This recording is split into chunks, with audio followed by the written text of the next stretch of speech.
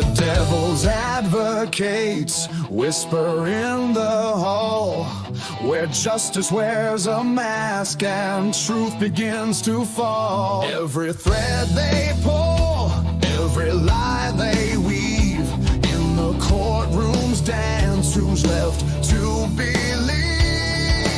Oh, the devil's in the details, hiding in plain sight, innocent until the gavel steals the light. True crime echoes through the hollow night, fighting injustice with no end. The devil's in the details, hiding in plain sight, innocent until the gavel steals the light. True crime echoes through the hollow night, fighting injustice with no end in sight.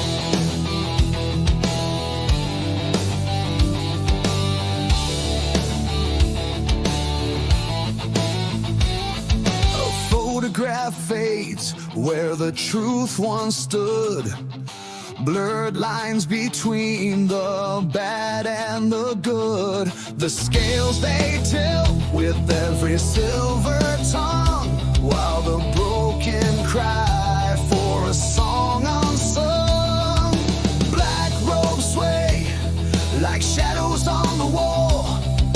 One wrong word and the mighty fall. Who's the sinner? Who's the saint? The jury's out, but the verdict's faint. Oh, the devil's in the details, hiding in plain sight, innocent until the gavel steals the light. True crime echoes through the hollow night, fighting injustice with no end. The devil's in the details, hiding in plain sight, innocent until the gavel steals the light. True crime echoes through the hollow night, fighting injustice with no end in sight.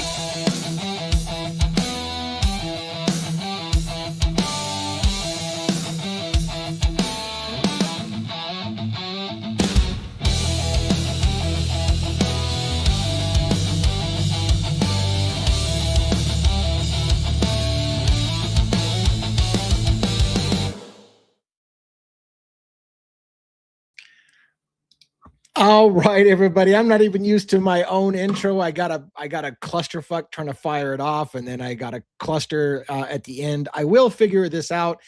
Somebody wave at me backstage, make sure that you guys can hear me. Perfect. Sounds great. So sorry about the false start. We will get this rolling right now. Hopefully I can talk normal. I keep biting the hell out of my cheek. I had a tooth extraction. See, I can't talk.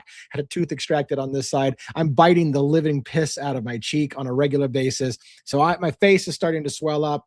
My tongue hurts because sometimes I bite my tongue. The whole thing is going sideways. Hopefully I can get that bridged here soon, and then I'll be back to some kind of normalcy, whatever the hell that means. Got a full panel tonight. I got Dago backstage. I got Robin backstage. I got JJ backstage, and that is in no order of sorting. It's just that's the order. I see them on my screen. I usually bring them up in the order they queue up backstage. So that's the way we'll do that as well. I feel like we're down somebody. Oh yeah, we're down 1-1. What the hell is 1-1? We've had very little communication. Hopefully things are okay. We're really not hearing much about 1-1's condition today. So hopefully things are okay in that neck of the woods and that we see him. Hopefully Robin maybe can tell me what's going on, but I don't think we have a lot on that. We have got a lot of things queued up. Mostly, let me tell you a few things real quick before I bring my panelist up on stage. Last night at about 1 o'clock in the morning, which is a normal thing, Pullman Police Department. Obviously, I think police departments are a 24-hour a day kind of thing, right? You never not need policing.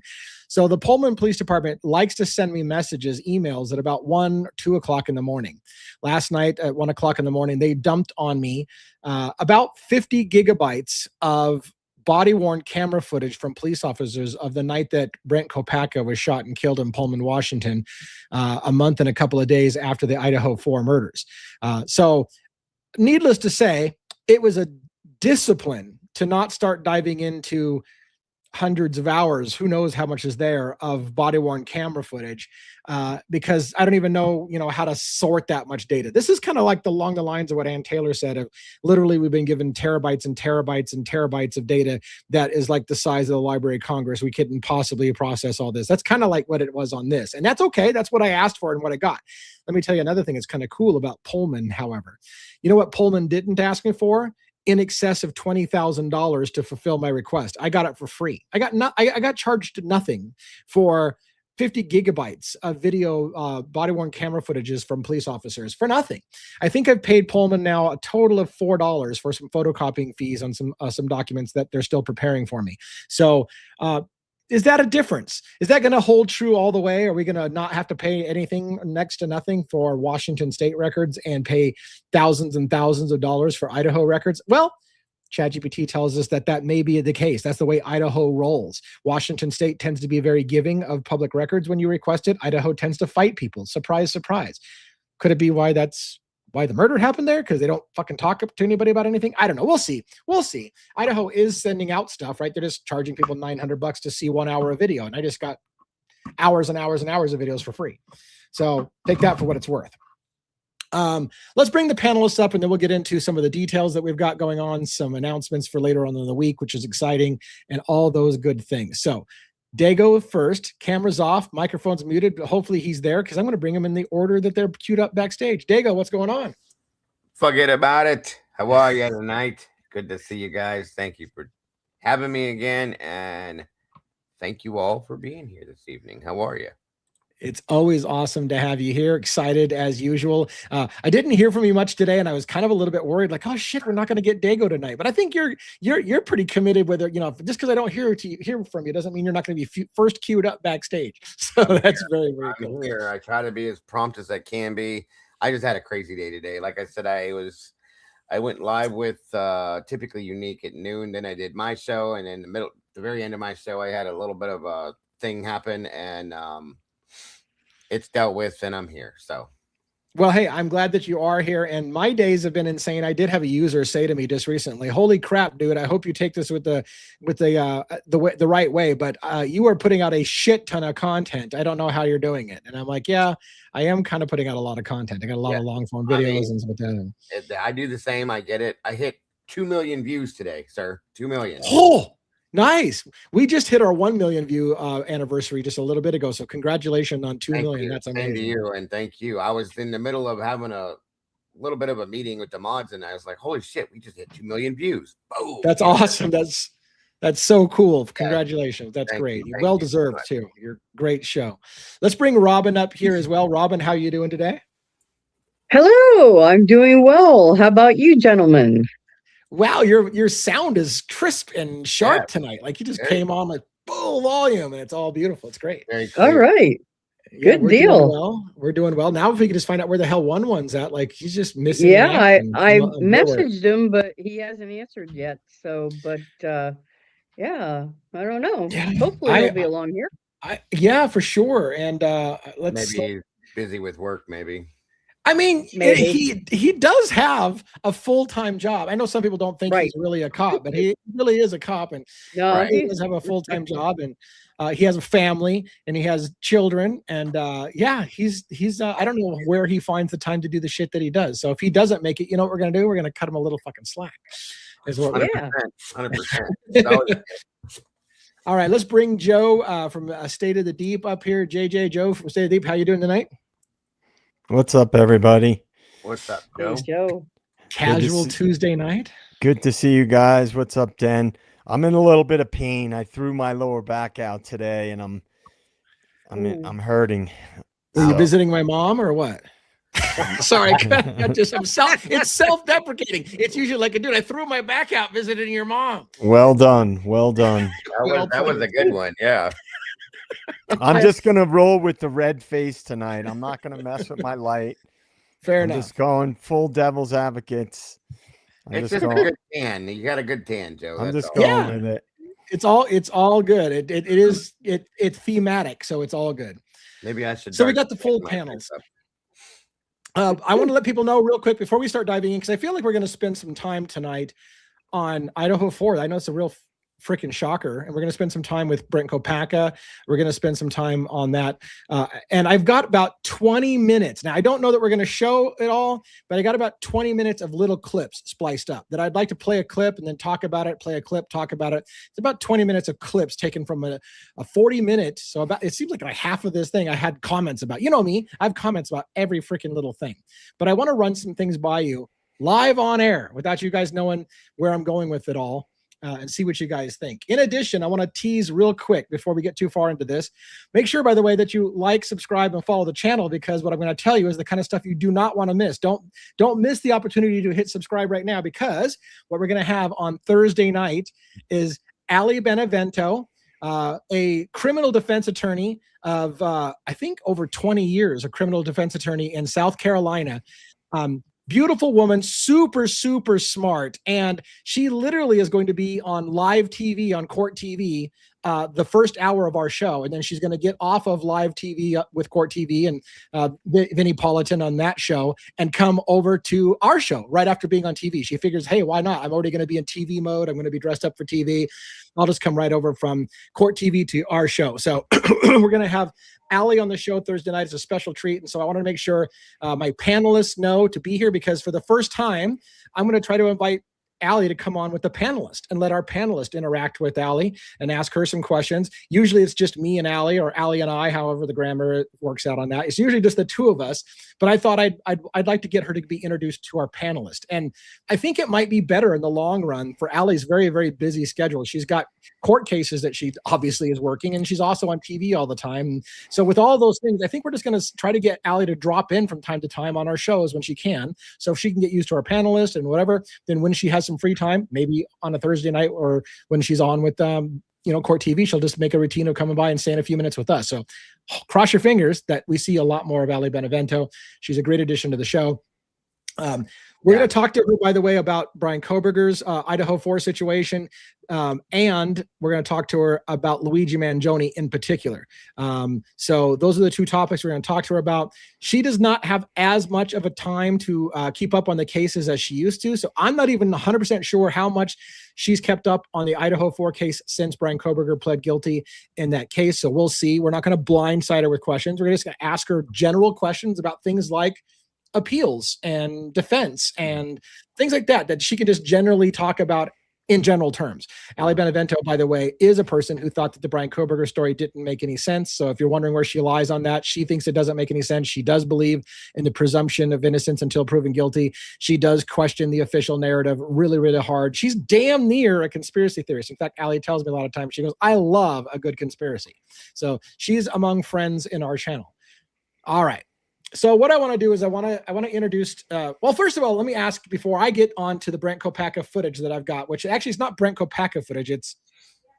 It's Jordan, a roommate of Brent Kopacka's on the night he was shot. And I do want to caveat before we, what I want to do is I'm going to explain a little bit why we're talking about Brent Kopacka so much, explain to you why we're talking about Jordan's interview. But first, is there anything you guys saw on the news today, or maybe Dago with your live, anything that's kind of out there in the wind that you want to talk about later on after we get past this stuff? Is there something we should be making some time for? Not in particular. My show today, I was just complaining, pissing and moaning about the prosecution doing whatever they want. In some senses, not following rules and me not trusting them. That's what my show was about today. Oh, hi, there I am. And that was pretty much all I was covering today. Okay. And we on Typically Unique, we covered some Cy Ray stuff and all that.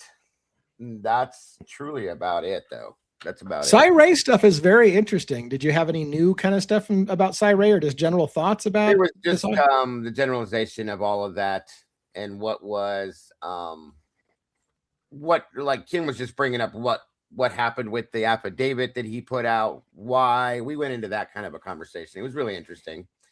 And how it affects the case and how it will affect when it all goes down. Sorry. Yeah. Real quick before I go on to ask Joe and Robin if anything they have, I did notice that mask behind you, and somebody said, is that a mask behind you? I saw that creepy cool mask behind you. It's got the big smile on it there. It's kind of sideways. I'm a horror buff. I went to school for theatrical makeup and special effects. Really? To do all the ugly, crazy, weird stuff in movies. So nice. I have a bunch of these. You can ask my crew. Nice. They hate me sometimes because I have a tendency to go live and I'll just start throwing masks on and SRV really hates it when I do it because she has a little fear of some of the stuff. So I'm just one of them people, you know. Well, that's such a cool. I get to know Dago a little bit more. I'm sure your fans all knew this already, but it's very cool for me to get to know another part of your personality and I'm the all horror over the movie place, stuff. but yes, I'm a musician. I play with toys. I have toys all around me too. And I do makeup, special effects makeup, and Slimer. Cool. Yes, Slimer from Ghostbusters, yeah. I collect all sorts of different toys, and they're everywhere. Scooby-Doo. I'm a huge Scooby-Doo fan. Huge Scooby-Doo fan. And that's not why I got in true crime, folks, before you ask me. I'm just saying, but I have a lot of different things I'm involved in. So yeah. How about you guys, Robin and Joe? Did you see anything in your adventures today, either a live that you're watching or a long form video or anything like that that you stepped on and put your foot in something?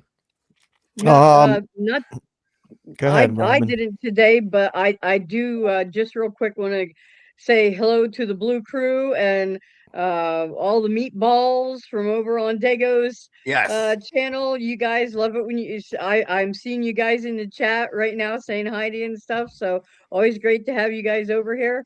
Love it. And I was too busy at work today. I didn't even get a chance to look at hardly anything. So yeah. Hey, it's been a day for me too. I've been super busy. We'll come back to that comment here in a second. Joe, did you have something you were starting to say too? Well, I wanted to propose an idea. I hit up one about it on Discord, and I might as well just do it live. Do it live. There we go. I think that we should consider doing a GoFundMe to hire our own audio video professional, like someone respected, and have them analyze a lot of the footage to number one, see if the video's been manipulated. And number two, the audio. Now, we all have our speculations. I told you what I thought about the 1112 video. It sounded like effects. I don't think I was on with Dago when I brought this up. You know, he's a musician. I'm a musician. It sounded like it had either like a ring modulator or some type of a phaser effect on some of the stuff that was making like that like garbled sound. Yeah. But you know, you're right, Joe. I talked to Outcast. He does a lot of the sound stuff on there, and he said there's layers upon layers on these videos that he's like pulled off of it basically, and he's finding different things in this, and he's using just simple like BandLabs and stuff like that to go in and find this stuff. I don't know if you're familiar with BandLabs, but it's a real cheap, easy to use music thing. But there's a lot of that stuff in there. He believes. So yeah, I think that'd be a great idea. Truly a great idea, Joe. Honest to God. Because it almost sounds like, and I think I might have even mentioned this to Birdie or commented on this. Like there's two layers, right? Mm-hmm. One is laid over the other. Yep. And it's almost like one of them sounds like it's in reverse or something, but that could be a phaser, gives that weird kind of sound, and a ring modulator. It's like a filtering effect. But if we got somebody totally independent, you know, that could analyze it, and this way we know we did our due diligence and we got somebody on board and potentially could use in the future. I know it's ambitious, but you know, we get all this footage and we see all this footage. And I just saw one the other day posted. You guys might have seen it. I think one sent it to me, of someone with the captioning over that 225 or whatever. I saw a lot of the captioning. Yeah. Right. Now, obviously that's interpretation of it. And you don't know if someone's projecting onto it or it's been manipulated or whatever. Just a thought, just an idea, because, you know, you got to take things into your own hands if you want to. And we all suspect, I think we can all agree, that there was a lot of manipulation. Big time. I've had people come into my community twice now I've had the same comment come from two different people that they believe that the audio was manipulated by the military, possibly because of the type of manipulation they believe it was. And I said, well, I don't know, because I don't know that stuff, but okay. Very possible. Because what consumer level stuff is nothing compared to what the government and the military has access to. It's not even in the same universe. That's a fact. Absolutely. Here's what I think. Here's what I think we'll do. Everybody seems to agree in the chat that that's a great thing. You guys think it's a great thing. I think. I know Robin has a full-time job, but she kind of serves as kind of like help me out with some of these things. I think what we'll do is Robin and I will draft some emails to some sound studios and ask if anybody basically on a side as a side gig wants to maybe give us a little reduced cost or something like that for helping out a true crime with analysis and stuff like that, and lend their professional credentials. There may be somebody who's willing to do it because they're a lover of true crime and it's a side gig. So maybe we'll put some messages out to some sound studios that have sound professionals and say, hey, we're looking for somebody who's got qualified credentials that we can say gives their expert opinion. Right. Yes. So yes. I think we'll do that. We'll reach out and see if we can find somebody to help to find and I like credentials. I like receipts. People that aren't just, again, not to shame YouTubers, because the YouTubers can be really good at doing it. Right. I'm not trying to shame the YouTubers, but it would be nice to have an unbiased, if you will, professional just lending their professional opinion, who's not vested to say, oh yeah, it's definitely, you heard this. Like just say, hey, I think it is or it isn't manipulated. It's all you need to say. Do you think it's manipulated or not? Yes, right. Exactly. Just and nobody can say put it out there, let them interpret it. Don't tell them, just don't lead them to the conclusion. Right. We want them to give their honest opinion about, and someone like that would have that super professional grade kind of equipment that could really get down into the minutia of what's going on there. Yeah, and I don't know. I'm sure we could all research it and find out if it would be an audio video analyst type of a thing, like forensic analysis that's very specialized, or if it was just a sound engineer, because sound engineering, it's a little bit different, than analyzing the stuff forensically. And so the videos, Joe, too, we've seen some things in the videos that seem to be covered up as well, like the flash pop in front of the window across the street and things like that seem to be kind of faded out. So if they're going to look at it all. And another point I was going to make real quick, if I can, is that like you said, YouTubers are great, and I love the YouTubers that do what they do, but this way nobody can say, well, you had them do this and you had them do that. This is a professional that's completely out of the scene. They can do it. You know what I mean? So I think it's a great idea. Right. I really do. And it could be used with other cases. Bridge guy. It could be used with. Yeah. That's what I'm saying. I think we can draft up a kind of a generic thing that we're looking for somebody for a regular, kind of side stuff to help out with the true crime channel that can lend their credentials. And like you said, we can use it for Delphi. We can use it for any case that has questionable, what do you hear? What do you see in this video, to just give their credentials of whether they think it's manipulated or not. Absolutely. It's just an opinion, but it's nice to have a professional opinion. But a professional, right. Yeah. So speaking of professionals, we got one professional law enforcement that is going to step up with this on camera, and he's sucking on the cigar. Don't worry. Sometimes a cigar is just a cigar. One. How you doing? Hello. Good evening. Senor. I was worried. I haven't heard much at all from you today. Oh, you're lighting. Busy making some meatballs. Meatballs. Forget about it. It's the fugazi. All right, so look, let's get into some of this cool stuff right away. But by the way, do you have anything you want to share with us about anything before we get going, or do you want to do your monologue? I know I'm a little late. I figured you would just. We'll skip. I'll skip my intro. I don't want to hurt your vibe. So. Okay, we gotta. You don't want to harsh my vibe, man. Don't harsh my vibe. Wow. Yeah, that's a throwback from the day. Harshing my vibe. Yes, it is. I feel like I'm back in Florida on my skateboard. Jesus. Yeah, I feel like I did Spicoli. You're right. Dude. Yeah, man. But on a side note, before you jump into, I know you were busy working all day. some Idaho, on Kopaka, and I'm actually curious to hear about all the stuff that you got. We are gonna have an early plug. I know it's only Tuesday. We are gonna have a special show, I think, on Sunday on Kurt Cobain. Yeah.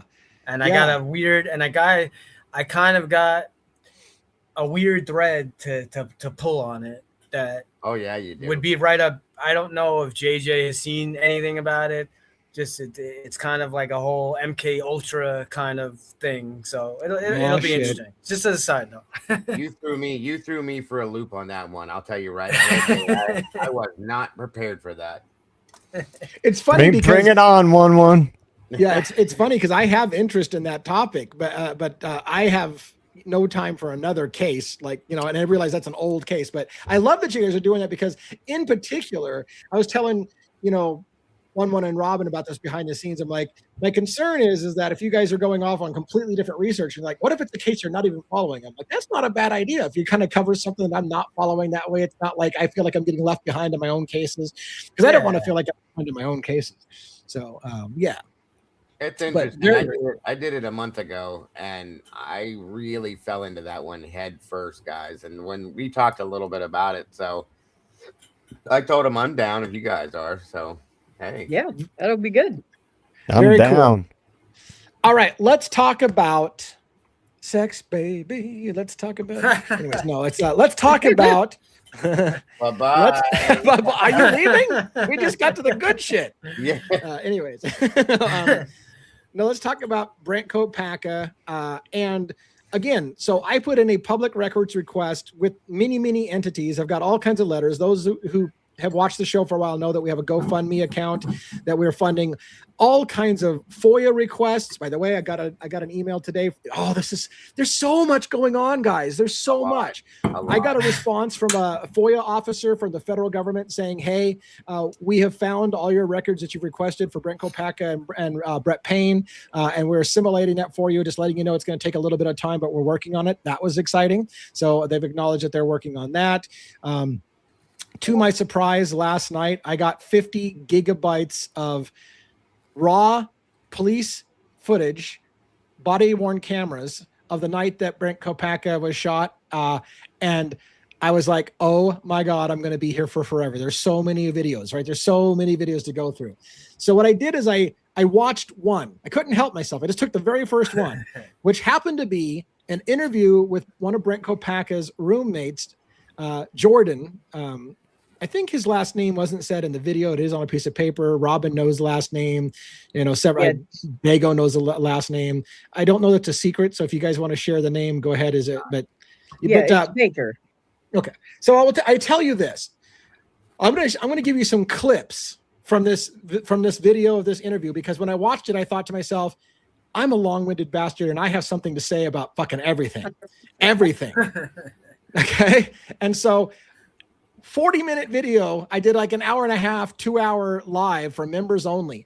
I'm going to tease to you guys some members only thing. I feel bad for my members because at one point I said, by the way, this is the kind of shit I won't be talking about on the public side. It's for members only. I'm like, oh, you feel special. We're getting some completely. There's a part of the members only stuff I'm going to share tonight, but a lot of it I'm not. So as a tease, you will get a lot more in the members only view for $3 if you want to pay it. But I'm going to share you a little piece of the members only stuff as well here. Actually, I'm going to share with you quite a bit, but there's a particular piece that I told him I probably wasn't going to share because it's too much, right? So hopefully we're going to have audio on this. I've taken 20 minutes of clips and I've spliced it up with little screens like this to kind of remind myself of what's about to happen. This first little clip I'm going to play is Jordan, the roommate of Brent Kopaka, who claims that night that he called the police because his roommate Brent Kopaka was having an emotional crisis. He says that he has PTSD, he has schizophrenia, he says has bipolar disorder. This is all Brent Kopaka. This individual, by the way, Jordan himself also says he has schizophrenia and other mental disorders. So it's an interesting story. But I want you to just hear this little short clip of what he says during this interview with a chaplain from the police department and an officer, and my reaction to it. And then I'll pause it when it gets to the next black screen, and we'll talk about this as a group, and we'll make it full screen when we get past this. So let's put it full screen now. All right, and play this.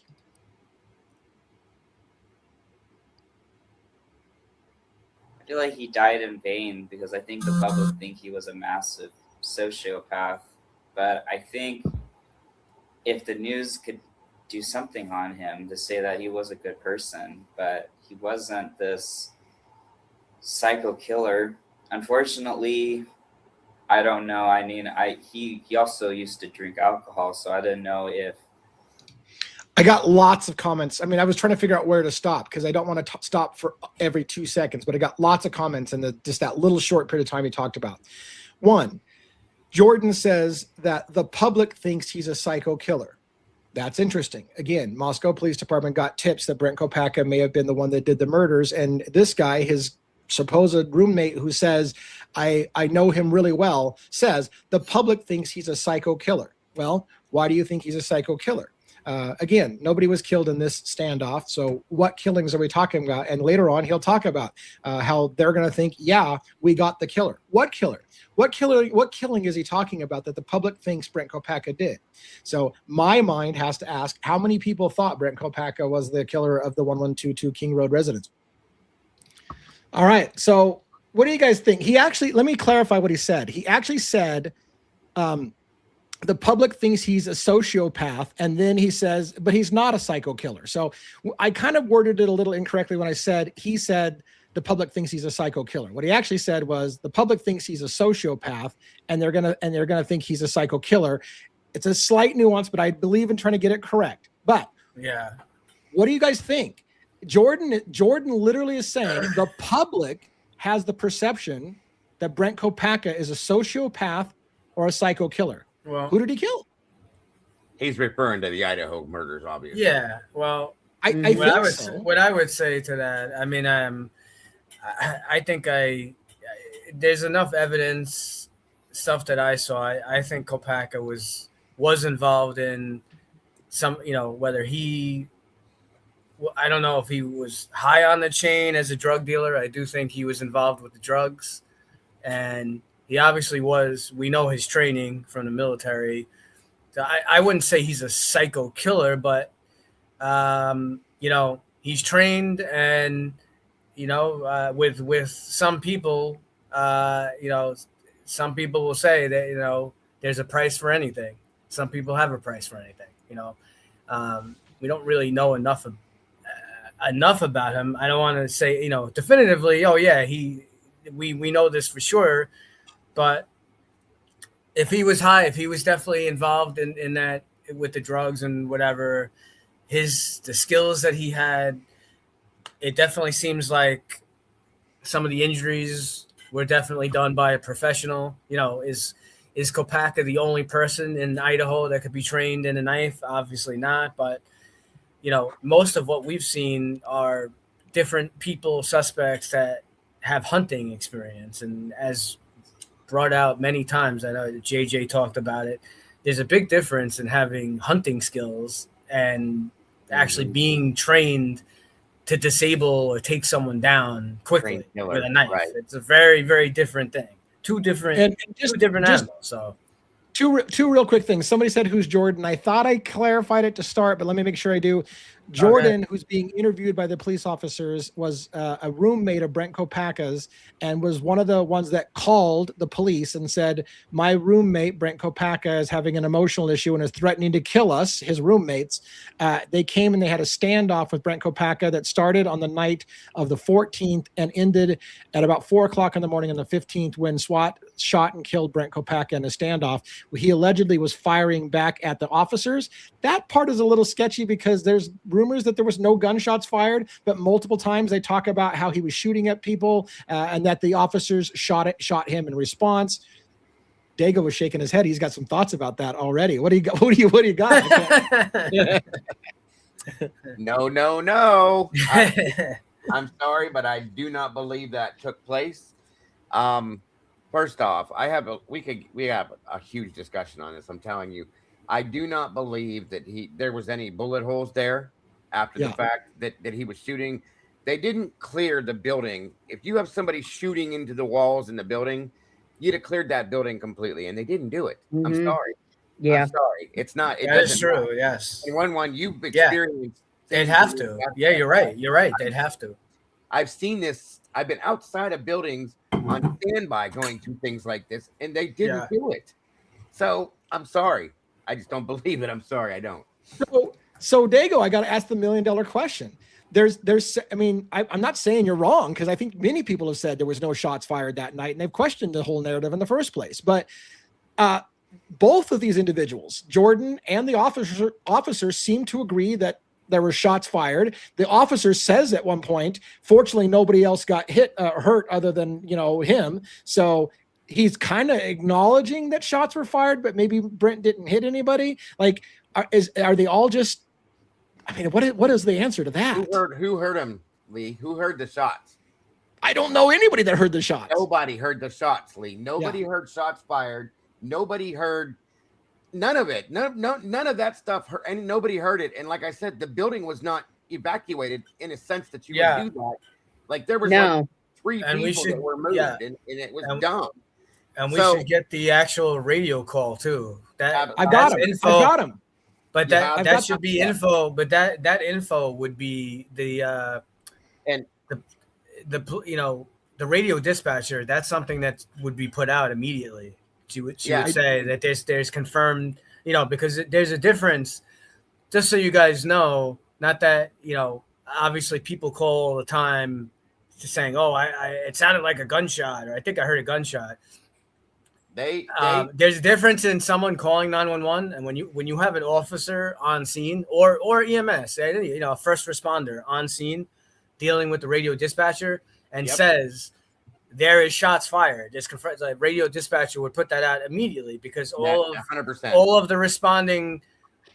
first responders responding, we need to know that we have to be in that heightened alert that we know, okay, there's definitely confirmed shots fired. So, and I will tell you this, I do have an audio file that they gave me that's basically radio traffic, and I listened to a little bit of it. It is dispatch talking to officers and stuff like that. So we'll maybe be able to hear some of that. However, I do want to clarify, the incident did not start with a shots fired thing. Supposedly, he didn't pick up a gun until late into the standoff, and it was when he picked up the gun that he got shot. So we'll put that aside for the moment. Let me, because I know we're going to be here forever if I don't do this. I'm going to have to move this along, but I want to ask you one more time. What does it say that Jordan says the public thinks that he's a sociopath and a psycho killer?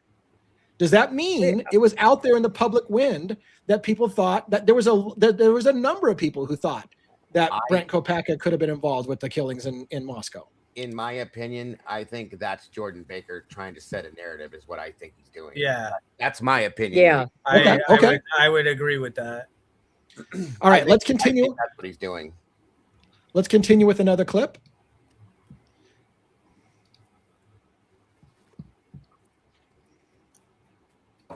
And he was very paranoid. He was a very paranoid person. I mean, I remember many nights he would lock himself in the room, or he would vulture the doors in our apartment because he thought the government was after him, or police were after him, or somebody that wasn't even around was after him. And so I just want to stop there again. I said I'm going to try to let larger portions go, but there are sections where I have to cover a lot of stuff, and then later on stuff that I'll let bigger sections go. But I'm a wordy bastard. You should know that by now. So he said Brent Kopacka frequently would say that the police are after him, or the government is after him, or some random person is after him. So one can ask the question, was he literally just having psychotic episodes, paranoid episodes, paranoid schizophrenia, right? There's a reason why it's called paranoid schizophrenia, is that if you have paranoid schizophrenia, you believe that people are out to get you. So is it just the medical condition, or is Brent Kopacka being fearful that the police and the government are after him? Is there a reason? Because again, there are rumors out there that Brent Kopacka was being watched by the FBI, that they had been watching him for a while, and that they suspected him as being part of the 1122 King Road residence. So was Brent Kopacka's alleged thinking the cops and the government are out to get him, his own paranoia or based on reality or a little bit of both? So what do you guys think? Is that just classic paranoid schizophrenia? There's an old joke that says, just because, I think that they're after me doesn't mean that they're not really after me, kind of thing. It's just like, is it possible that, yes, he thought people were after him because there really were people after him? Like, or is it just purely a sign of paranoid schizophrenia? Well, this brings to mind that movie with Mel Gibson, Conspiracy Theory. Yeah. Oh yeah. Remember that movie? Good, right. Where he looked like he was nuts. Yeah. Really a great movie, actually. Yeah, I think underrated movie where they present him in the beginning of the movie as being this paranoid schizophrenic, and he's a cab driver. If anybody in the den hasn't and on Dago's side has not seen that movie, go watch it. I highly recommend it. It's a pretty big movie. Julia Roberts is in it. It's big name people are in it. MK Ultra is involved in that movie. Yeah. But my point is that he comes off as this paranoid guy, and it turns out the CIA was somewhat after him, so to speak. But it's the movie. Trust me, it's well worth the watch. It's called Conspiracy Theorist. I think it's Conspiracy Theory. Or Theory. Conspiracy Theory. Yeah. Because remember, he had that little newsletter. I think was called Conspiracy. Yeah, Theory. Conspiracy Theory. Yeah. I mean, he did every bit of. Yeah, he was paranoid as all hell in the movie. You guys. He even had his own special drink containers and everything. Oh, it's great. It's great. It's great. Yeah. But to your point, Da, it's like. It's interesting. Was he really paranoid? Because if you, in abnormal psychology, what they will say is paranoia is based on unreal threats. Threats are not real. But I've even heard psychologists give the example. If you're walking down the street in the suburbs and you're diving behind garbage cans and hiding in bushes, you're probably having an issue. But if you're in Afghanistan and bombs are going off around you and you're diving behind things and you think you're going to be killed, then there's reasons. Yeah. That there's a reason for it. So of course, yes. The question remains, was he really, did he have a reason to be paranoid? Now, clearly from what I've seen, he was behaving as a paranoid schizophrenic would.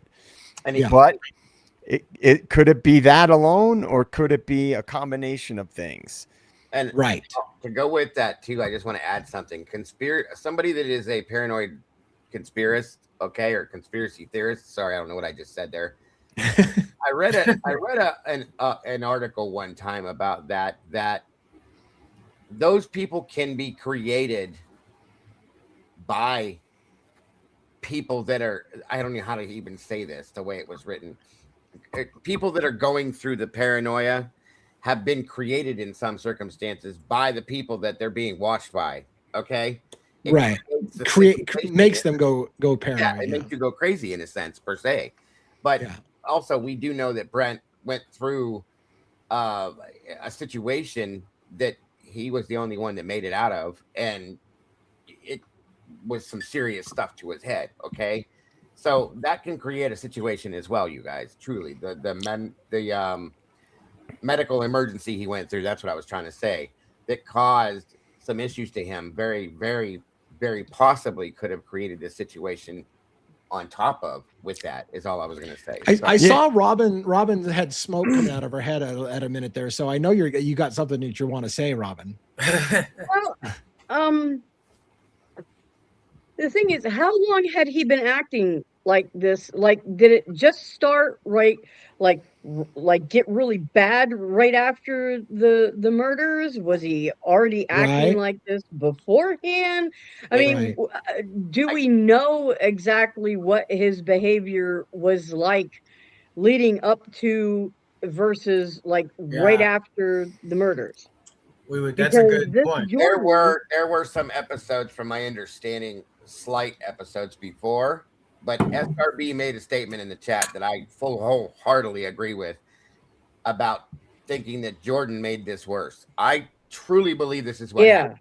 Okay. See, I think that Jordan was aggravating him, messing with his head, things like that. Okay, that's truly what I think happened. But I think there were minimal episodes that were happening beforehand, here and there, and some of them I think were alcohol induced, things like that. But my so it's opinion not like is he was really off the wall, not on a regular. No, no, before this as a regular thing, not that I like can find. this. Okay. And I think another also thing we've could be talked a little about. both. Could be a little of both too, right? Yes, yes. I mean, I agree, just and to something say, we like, talked about. well, I just gonna say, like, he very well could have this, paranoia and what he experienced in the military and all that, and then being involved, possibly, if he was involved in, any of the murders or homicides that happened in Idaho, that would just escalate it, because now he has reason to be paranoid. So now you have his paranoia plus anyone would have like a little be reason, like, oh, are they onto me? Are they, and what was your point, Joe, too? Or? Well, there's something I've brought up, two things that I have brought up on the show before. One is that book, The Fort Bragg Cartel, and where it talks about drug trafficking, murder, and things related to Fort Bragg, which is where 82nd, correct me if I'm wrong, but I believe that's where the 82nd Airborne is based, in Fort Bragg. And the other thing is, we don't know what kind of operations he was on, and we're probably never going to know that unless a whistleblower comes from the military comes forward. And so if he's a decent person and he's put in a situation where he has to do bad things, that can really mess somebody up. If we don't really know what kind of person Brent Kopacka was. People say he was a good guy. Yeah, he's decorated, but they don't disclose the specific operations necessarily, that especially if they're highly confidential operations.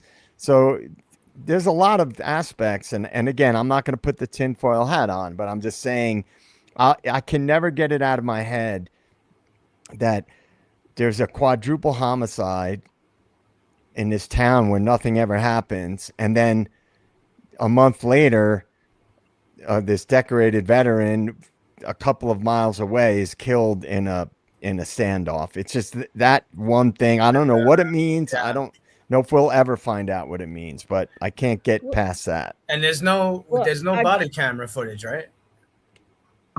Well, we're getting to that. Is that correct? We're trying to get it, right? Has anybody ever watched Jordan Baker's TikTok videos? No, I saw that question in the chat. Did you, Robin? What'd you have real quick before I lose you? Well, I just kind of had a follow-up question to that, is because if he's acting like really off the wall beforehand, anyone who's going to try to quote unquote use him in any kind of an operation, whether it be the government, whether it be cartel or anybody, if he's not reliable, they're gonna have second thoughts about using him to do anything, because if he can't be relied on, so that is one reason I was asking, because would anyone really want him involved if he's not reliable, if he couldn't follow orders, if they unless they were only going to make him a fall guy, Robin. If they were going to make him a fall guy, he's the perfect fall guy for this situation. Yeah, when you asked that question, Dago, about the TikTok videos, were you just reading a question, or did you have a comment about it too? No, SRB put it in there. We've talked about it before. She's one of my moderators, and we had talked about some of the stuff that he's put out is kind of out there, guys. I'll just be honest with you. I've seen a couple of them, and I'm just gonna say they're out there. I'm going to move us to the next topic on this video footage, but I hate to tease something, but I feel like I have to, because I don't remember who I tell anything to. I'm going to tease something. You know that I've been trying to pull the thread. It got triggered when somebody on here in the panel, maybe it was Joe, said something about, we heard that Brent Kopacka is a good person or a nice guy or whatever. Right.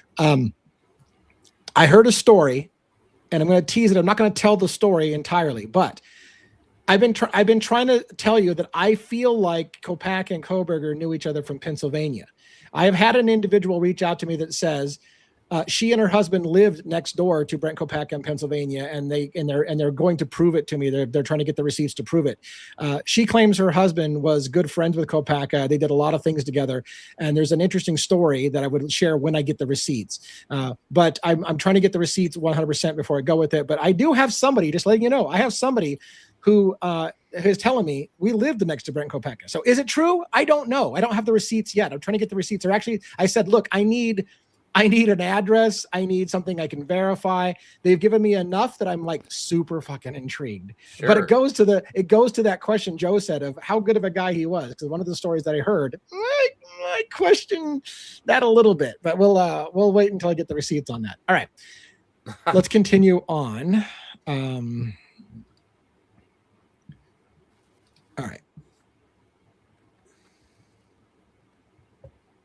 And maybe he wasn't trying to kill me and my roommate. Maybe he, in his delusion, was in a different mind dimension of like, oh yeah, like maybe that person's a bad person or that person's a bad person. Because when you're schizophrenic, you're paranoid about everything. I have to stop. There were rumors. There's still rumors. There is still rumors going around that the night of Brent Kopacka's shooting, he was yelling something to the effect of, and I'm going to say it like 4 different ways because that's the rumors. Some people say Brent Kopacka yelled something to the effect of, I didn't kill those roommates. Somebody else said, Brent Kopacka said, I killed those roommates. Somebody else said, he threatened to kill his roommates. These guys, Christian and Jordan, being his roommates. So, and he mentions, maybe he wasn't going to kill his roommates. So what got said that night has gotten conflated. It's like a classic game of telephone. Did Brent Kopacka say, I didn't kill those roommates? Did Brent Kopacka say, I'm going to kill my roommates? Did Brent Kopacka say, I killed those roommates? What was said is unclear. Now, if you were to take the totality of the event, most likely what Brent Kopacka said was something to the effect of, I'm going to kill my roommates, right, which would be Jordan here and Christian, because that would make sense to what they're saying. He was threatening to kill us. That's why we called the police. He's threatened to kill his roommates. And yet, again, out in the rumor mill on the internet is, didn't you hear Brent Kopacka said, I killed those roommates? Didn't you hear Brent Kopacka said, I didn't kill those roommates. Don't kill me. I didn't kill those roommates. This game of telephone has been played with what exactly got said. I would say my gut instinct, I'm just going to be honest with you, is Brent Kopacka threatened to kill his roommates. That's the story they're going with. And it's been conflated into what roommates was he threatening to kill. All right. So do you guys have any thoughts about the rumors? Dago's got to finger up. Yeah, go ahead. I can't hear him. Oh, yeah, you're muted, bud. Sorry about that. There's one more you forgot to throw in there, and I'm sorry, one. I didn't mean to jump over you. That's okay. There was one that it was sent to me long time ago and said I should have killed the other roommates. Wow. Okay. So that's another one that somebody sent to me, and I went, wait, what? So these are rumors, by the way, folks. It's not, we don't know that that's true, but when you brought all those up, I've heard all those, but I remember I should have killed the other roommates is one of the ones that I heard too that you didn't mention. I just want to throw that out there for you guys. So I don't know. It could be any of those, Lee, in my opinion, or none of those. You know what I'm saying? So you gotta. That's the problem where we don't have absolution on what it is or what it isn't. That's how all that and that's kind of why I was asking for your opinion. Do you think the simple he was claiming that he was going to kill his roommates that night got out there like a game of telephone and became over time, I killed those roommates, and it was just a misunderstanding of what was said? That's what I'm kind of asking the panel. I do want to address this crime circus thing in a minute, but I would still want your opinions before we go. What about his friend, the friend that was again, it's still, you could say, part of the game of telephone, like you said, the friend that they interviewed, the one that you played the video in the past. Darren Duncan. Yeah, Darren Duncan. Didn't he? I remember his interview. He said that Kopacka had threatened his roommates. So whatever info, I'm pretty sure that's what he had said. Yeah, what I remember, to be fair, what I remember him saying was, I could see him doing something like that. Maybe he got drunk. Right. Maybe he said, if you don't turn your music up, I'm going to fucking kill you or something like that. Right. He was kind of speculating about things that Brent Kopacka that he would imagine Brent would say. Like, I'm going to kill you if you don't shut the music off. So it was kind of like a speculation thing. Right. Darren Duncan also stated that he believed personally that law enforcement thought that Brent Kopacka could have been involved with the Idaho 4 murders and that they were a little over eager to shoot. And that's probably why he got killed, because they thought he was involved with the Idaho 4 murders. That came out of his best friend's mouth, that he thought that was the possibility. Yes. Real quick, I want to address this comment. Crime Circus did show a video where he talked about exactly where Brent Kopacka lived in Pennsylvania and claimed it was within blocks of where Brian Kohberger was going to school at his undergraduate studies, and theorized, did they live together even in the house? It's possible because they were in a 4-bedroom house, that maybe they lived together. That was a theory and a question. He showed the house that he said Brent Kopacka lived in. And I reached out to Crime Circus Drip Drop and said, dude, what you just said is bombshell. I've been trying to prove Kopacka was in Pennsylvania and I can't. Where'd you get that address? And I got silence. I got nothing. So I've never heard it. And since then, I think he's taken all his videos off the air about Idaho 4, I think. But so I don't know if we're ever going to hear that. But any other thoughts that you have? I mean, that probably, I think we beat that enough about whether or not it really was said, I'm going to kill those roommates, or I killed those roommates, or don't kill me, I didn't kill those roommates, or some kind of version. But you do hear Jordan saying, maybe he wasn't going to kill us roommates. So did it just simply get conflated over time? I think Jordan's one of the major problems with the entire thing. That's just me. All right. Well, let's get into a few more. We got lots of clips still left, unfortunately, or maybe fortunately, because maybe, I don't know if you guys are enjoying this. Hope you enjoy it, but let's get a couple more clips here. Good. Very interesting tonight. Mm-hmm. But, he would talk to walls. He would talk to things that weren't even there. I mean, all strong signs of schizophrenia. Yeah. How long have you been seeing those signs? Oh, I've seen it all. I mean, I just used to live in a mental health center. I know when someone is on the spectrum. How long have you lived with him and seen those signs? 2 months. It would be every other day or every other week where he would just spiral. And so again, this is where we hear Jordan say he's lived with Brent Kopacka for 2 months. Now, why is this important? Because again, in June, I think it was earlier this year, Brent Kopacka is on body-worn camera away from Pullman, I believe, and they ask him where he lives, and he mentions he lives in Pullman and he lives at the Pimlico Apartments, which is right across from where Brian Kohberger lives, or lived, I should say, at the time of the murders. And Joe and I from State of the Deep went there, and you can throw a rock from, Pimlico Apartments to the Steptoe Apartments where Kohberger was staying at. So they're right next to each other. But if I'm going to play devil's advocate with myself. If Brent Kopacka was living at Pimlico Apartments in June, so July, August, September, October, November, that's 5 months later when the events or whatever happened.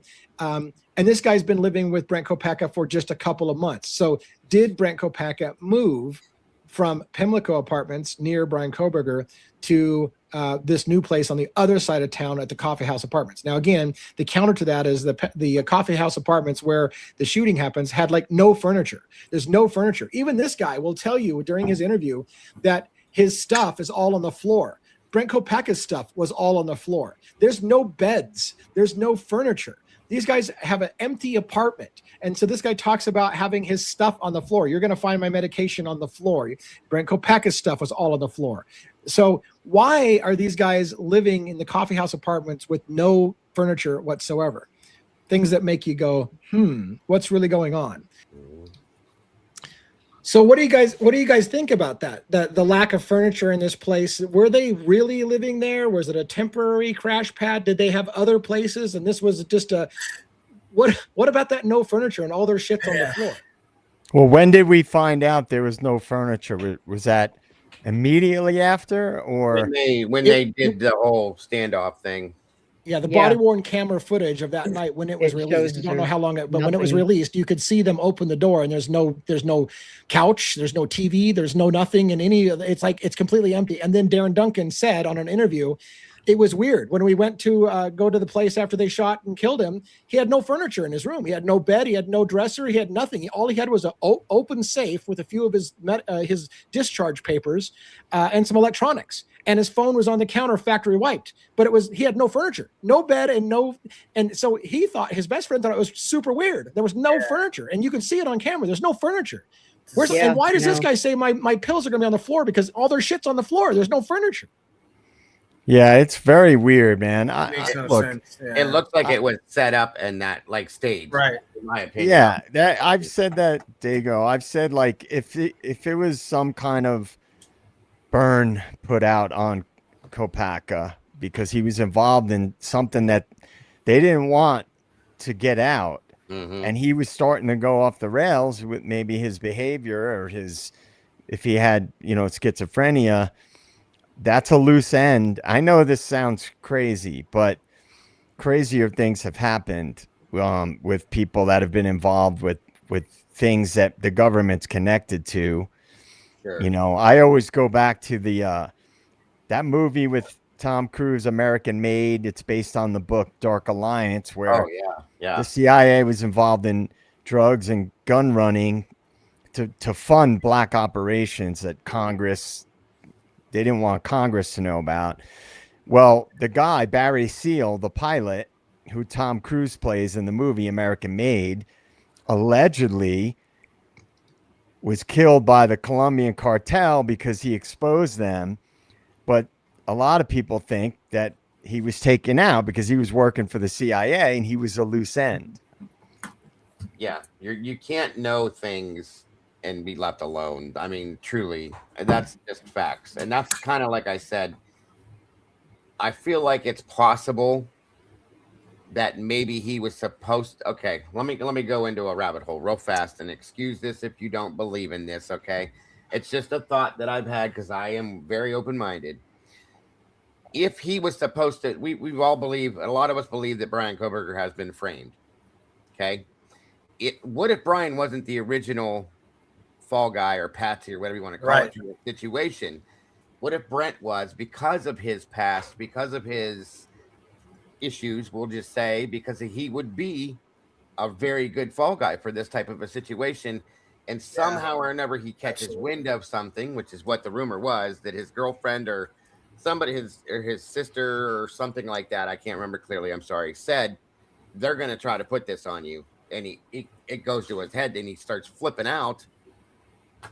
And they can't have that because then he's going to start talking. And then next thing you know, we got a sniper set up outside and pink, it's over. So I'm just saying. I'll warn you right now.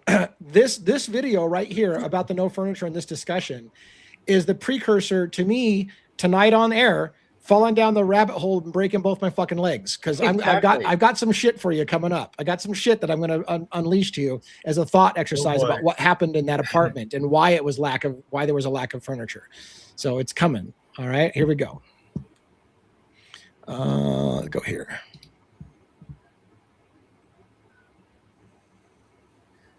So, but he was a good guy. It's just unfortunate that, I mean, as much, I know the news can only take and create what they gathered, but I really wish at this point they just don't have much information. They don't know much about the person. It makes me kind of upset that it just was this, oh yeah, we shot the killer, and it's just see that they don't know much about him. All they know is, oh yeah, we shot the killer. We shot the killer. Killer of who? Brent Kopacka hasn't killed anybody, allegedly. Exactly. The shooting that he did that night, if he did shoot at people, didn't hit anybody. The officer says earlier in this video, fortunately, he's the only one that was hurt. Brent Kopacka didn't shoot anybody. So when he says they shot the killer of who? Who did Brent Kopacka kill? Thank you. Right? Am I missing something? Am I just making shit up? It seems to me he just said people are going to say, oh yeah, we got the killer. Killer of who? What do you guys think about that? That's where my theory comes from, Lee. I'm telling you, like he keeps pushing this narrative. Okay, Right. At least, okay. I'm just saying, in my opinion, he's pushing this narrative repeatedly. Brent's gone. End of story. Brent can't defend that. He can't say, "What the hell are you talking about?" No. And now we got somebody else in prison for this. I'm just saying it fits in that box, nice and neat. Is all I'm saying. Yeah, I mean, it was super quick statement he said. I know they're going to say we got the killer, and I'm like I said, killer of who? He hasn't killed anybody allegedly. So who do you think they're going to say they got the killer? Was the original plan to say he was the guy that did the 1122 King Road murders and we got the killer? Like I said, it's just how would this guy know that? Right? Thank you. Never put out in the public as far as anybody being a suspect. They never said a name until down the road. Because at the time that this Jordan is talking about this, Brian Koberger is on a cross-country trip with his dad. Yeah, right. Yeah, literally. So how did anybody say that there was any? Why would this Jordan assume that that's why they're after Brent? And meanwhile, you have 3, 4, or 5 Moscow officers on scene during the Kopacka situation as well. Right. That's all I'm saying. Wow. Thank you for the super chat. In an interview with other roommates that had a dog, he explains why the furniture wasn't present because of Kopacka. He said Kopacka was paranoid since he moved in. So you're saying that their cover story of why everyone in the house, including the living room, has no furniture and no TVs is because their roommate Brent Kopacka was paranoid, so nobody was allowed to have furniture? I don't know. Is that what I'm asking the question? I'm not trying to be sarcastic with that, but thank you so much for donating and getting that up on screen. I would like to see the receipt on that one. Like I'm not doubting you. It's true. Like if that video is out there talking about the explanation for why they have no furniture, that's cool. I want to see that. There's more to come. There's more to come, by the way. In my opinion, by the way, the other roommate's not very reliable either. I'll just say that. Christian? Yeah. All right. Let's get another thing on screen here.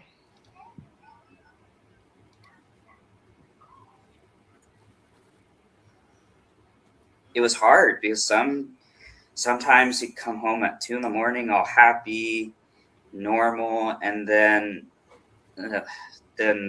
out of nowhere he'd be angry and he would just be cussing. So I want to stop a couple of things. Somebody here in the chat says, yeah, all 3 were placed in that apartment with government assistance program for counseling based concerns. Christian is an expert because he is calling the kettle black. He is schizophrenic himself. So you've got if that's true, and maybe we'll hear it on the interview because I'm going to have the interview of Christian, I believe, as well. Then you've got 3 schizophrenic guys living together with mental health issues, living together. That's fucking nuts in itself. And they're living together in a place that has no furniture, didn't meet each other until 2 months ago. All right. So I want to clarify because I didn't play the clip for you. Jordan, very early in this interview, says, I know about schizophrenia because I have schizophrenia. He says that. I've got schizophrenia. I know what I'm talking about because I have schizophrenia. Somebody in my chat says, oh, yeah, you're going to find out Christian has schizophrenia as well. So you're to tell me 3 guys are holed up in an apartment with no furniture. All of 3 of them have schizophrenia and bipolar disorder and multiple mood disorders. This guy, Jordan, says, I just got out of a clinic being treated for my mental health disorders. And he also tells us he just got out of a cult in the weirdest year of his life, holed up together in a room with no furniture, the 3 of them all mental health patients. Is that not fucking super weird? I just want to know who's there to light the fuse. That's all I want to know. It's like, you're just asking for trouble at that right. But yeah, this is an interesting comment. Yeah, we're aware of this. And MPD was there during the Kopacka shooting? Yeah. Yes. I've heard that. Yes.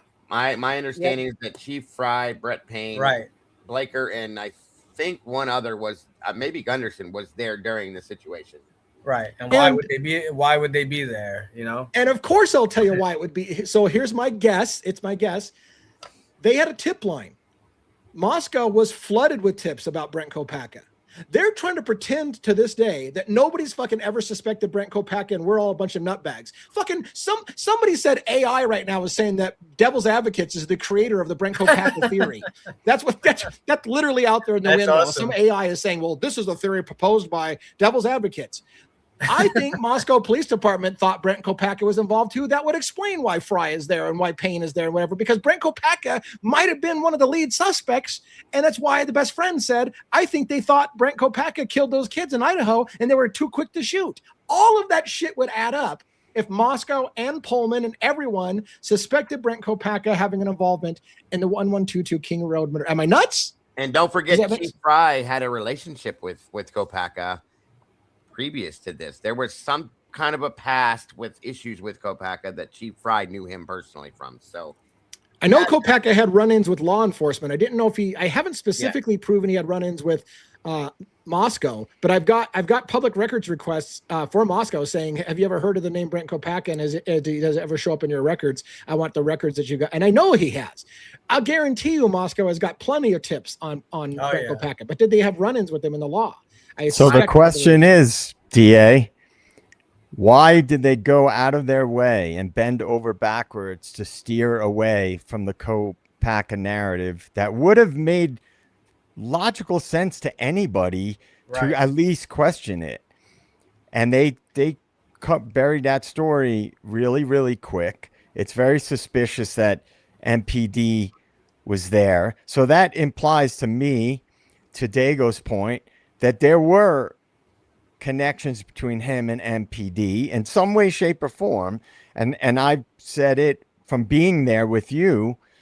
I was shocked at how close together the two schools were. And I was like, man, if I lived in this area, I would have been going to the corner club. If I lived in Pullman, I'd have been kicking around in Moscow too, because they're so close together. They all did.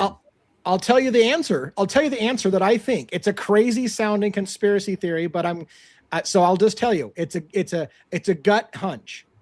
The answer to the question, why didn't they just take the easy answer with Kopacka, is this. I did several videos talking about the financial incentive. Money flows to get an arrest, bring somebody to trial, and get a conviction. It also helps with your conviction rates. It helps people make their careers when they get conviction rates. There's no money in prosecuting a dead suspect. Right. I think they had their eyes on blaming it on Brent Kopacka, and they were planning on blaming it on Brent Kopacka.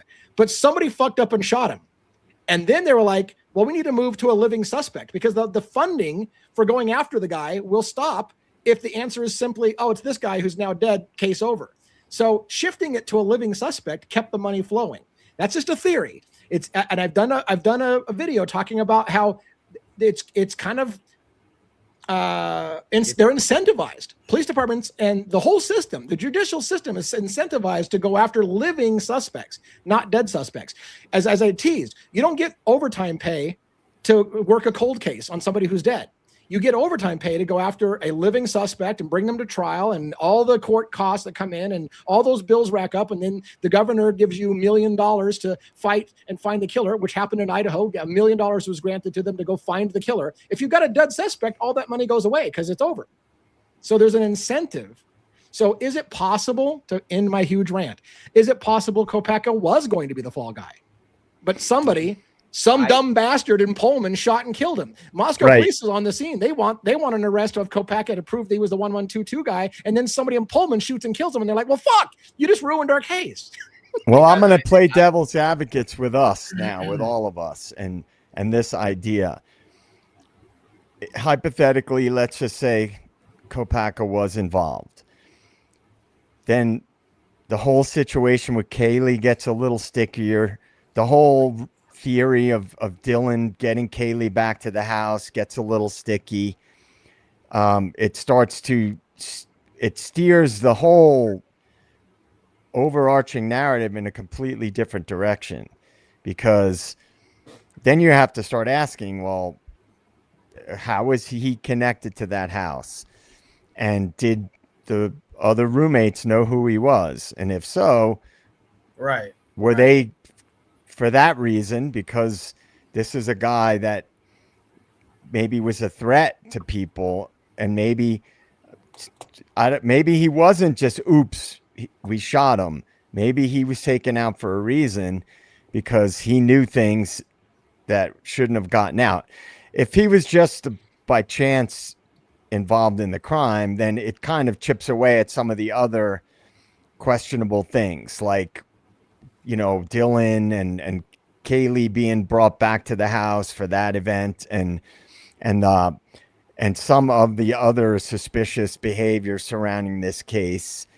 So my mind tends to go towards, if he was involved, he was a loose end. Yeah. And he was a perfect, you know, you could easily justify taking him out. Oh, he was threatening to kill people. You know, he was schizophrenic, you know. So I don't know. I wrestle with that. Let me remind you guys what we talked about just the other night, that my mods and I went digging the other night and found that his ex-girlfriend lived at 1112 as a previous address. Right. Now, you can't get much closer to the victims than that. Yeah, that's about 30 feet away from the front door. Right. Exactly. That's what I was gonna say. So, who was the girl? Who was the girl that who was his ex-girlfriend? And the Carrie, question too that goes along with that. Her last name starts with an L. I always screw it up. I think her first name was Carrie. The last name was L something. And was she, you know, what is her connection to the one, you know, the people in 1122? No, that's her previous address. Right. Right. Did she live there? How long? What was? Yeah, agreed. That's a very good. But point. if he's going over there, if that's his ex-girlfriend, I mean, it's not far off to believe. I mean, he could have had some involvement or something, you know. Sure. I mean, they had parties nonstop, right? All the time over there. So Whitney James with the super chat is gonna make me fucking explode my head. Because yes, I have said on the show many times, I have a theory. Otham Labs developed the DNA on the knife sheath to 4 brothers in Pennsylvania. Mm-hmm. Brent Kopacka has 3 brothers. His mother has homes in Pennsylvania.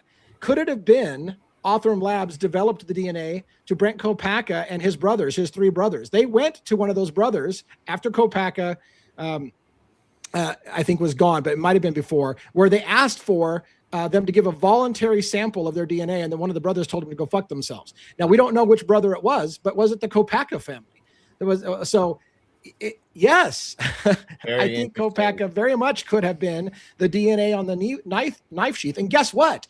They will never test that DNA to Kopacka to exclude him. And if they did, would you even trust them if they did at this point? Because if there is a massive cover-up to keep Kopacka's name out, are you going to trust them when they say, you know what, we did test it to Kopacka and we found that it wasn't him? Of course, it's like, it sucks because on the one hand, I'm not even going to ask the question because they're never going to tell us. Right. But if you did ask them, they probably would just lie to you anyways and say, yeah, he's not on that knife sheet. You would need a complete independent group. Yeah. Independent. You need an independent, yeah.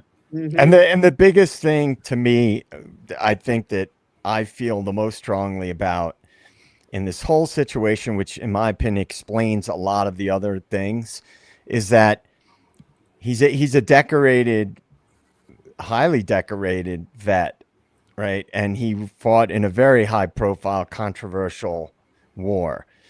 And as I said before, I think Payne could have been brought into this investigation as a fixer, you know, because the military would not want it to get out that a highly decorated veteran from one of the most famous military organizations in the history of the military, the 82nd Airborne, they don't want that getting out, that a decorated vet brutally killed 4 people. Right. And that would, to me, would explain why they would want to completely shift the narrative. And it would be very powerful entities behind it, which all bets are off, you know, when the military and the feds are involved in covering something up. I mean, the history is undeniable of them doing that. So that to me is the reason why Payne was pushed into this case, and as a fixer to make sure certain information didn't get out.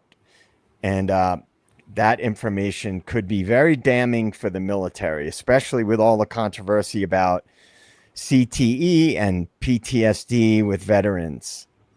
Right. Yeah. This is an interesting comment. The co-packer didn't have any reason to kill, but again, you could say the same argument for Koberger. What Right. did Koberger? What was his reason to be there? So the only thing we can do really at this point, the only thing you can really do is theorize. So we know that Kopaka has the military training, Koberger does not, right? So what would bring Kopaka there? So you have to theorize. If this was about some kind of, CI thing, whether it's Kaylee or Ethan or Matt, whoever it was, and then something went wrong. Maybe someone was supposed to be taken out or attacked. There's a lot of different ways to look at it. And again, I still think that Ethan and Xana were taken out first. That until I see something else. I think they were attacked first, and I think Kaylee, and I think the key thing again, we've mentioned it several times. Kaylee and Maddie's, again, it's not necessarily 100% proof of life. We still, is there some kind of voice message or something on Kaylee, on Jack D's phone? I don't know that. They haven't revealed that, but Kaylee and Maddie's phone both go silent at the same exact time. What was it, 2:54 or 2:56? Yeah. So that would make me think, right at that time, that's something was going down right at that moment. That did they see something that they weren't supposed to see, or they came across something that they weren't supposed to see? And if you have someone, not to say necessarily that the fraternity is the one that did the hit. It could be someone involved in the fraternity that also was involved in drugs or whatnot, and it's not far off to believe that, okay, they took out, or something went too far, someone got taken out, or two people got taken out, and now they have two other people they have to deal with, and they're not sure how to deal with that. There would be some kind of phone call or something would go to someone higher. Like, what do we do? What do we do with these? What do we do with these other people? We have witnesses. We have other people here. That's when I think Kopaka would be brought in. You would have someone that's high up on the chain, whether it's like a Jonah Chapin or one of these higher guys that would call in, like a Kopaka.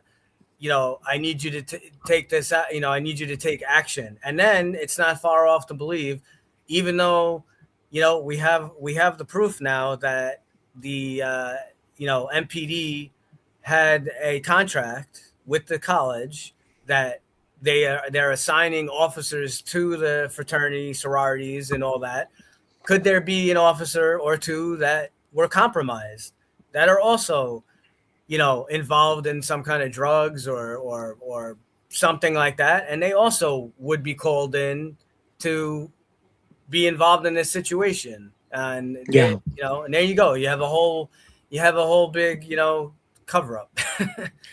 Well, and we've got quite a bit of video to go through. I still want to get to this shocker. Well, not the shocker, but I want to get to this big hole. I fell down a rabbit hole and broke both my legs kind of thing that's coming up here shortly. I did see a user kind of was getting upset saying that we're just ignoring the chat and not all the clues that they're putting in. I don't know what the clue they gave me. I've tried to look through, trying to find what it is you gave us. I will say this, and I don't know if it applies to you. A lot of people tell me their theory and then get mad because I just told you the truth and you're not repeating it. Everybody's theory is not something that we hold on this show. And so don't get mad at us if it's not one of the theories that we hold true. And a lot of people do the same thing to me. Like, I told you what happened in this case and you're just ignoring it. I don't know if that happened, but it's hard to, when there's 300 people in a chat, it's hard to see these things sometimes too. It is very hard. So if you want to repeat and I see something going on here in the chat, and please be respectful of our mods. Our mods work hella hard to, keep things running smoothly here in the chat and that. So I'm not sure what your issue is, but please be respectful of the mods. Don't make me start timing people out. Okay? Because we all know I'm not afraid to do it. Right. Yeah. All right. We got some more shit to get through. Are you guys still in? Are you guys still in for the shit? Let's go. Yeah, let's go. Let's go.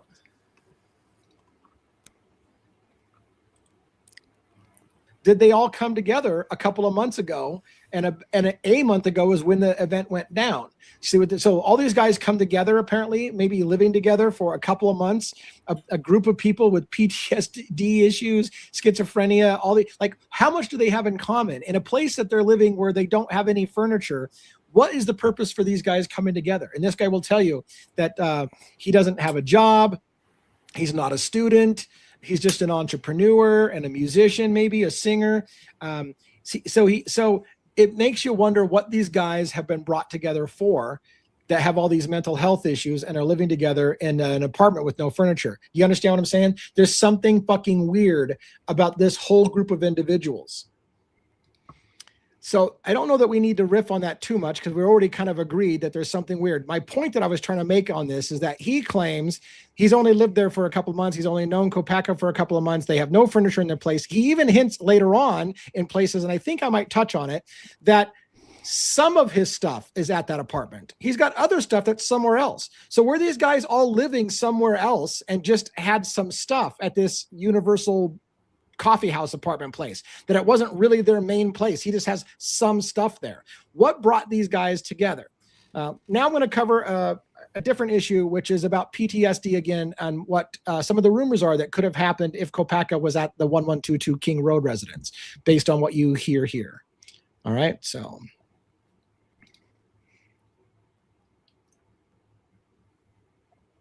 Just don't know where the mood shift would be causing that. And oh, I forgot to mention one more thing. He did say 1 minute Brent Kopacka would be perfectly fine and happy, and the next he would be angry and shouting and cursing.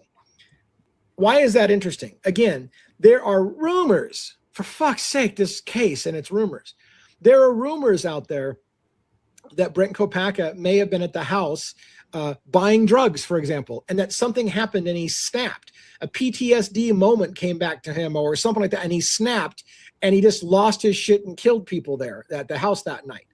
This is the kind of thing this roommate's describing. One second he's perfectly fine, and the next he's just angry, and he doesn't use the word snap, but he goes from extremes. 1 minute he's happy and everything's fine, to the next minute he's angry and he's cursing, and as you're hearing, thinking that people are out to get him and whatever. So did a paranoid triggering event happen?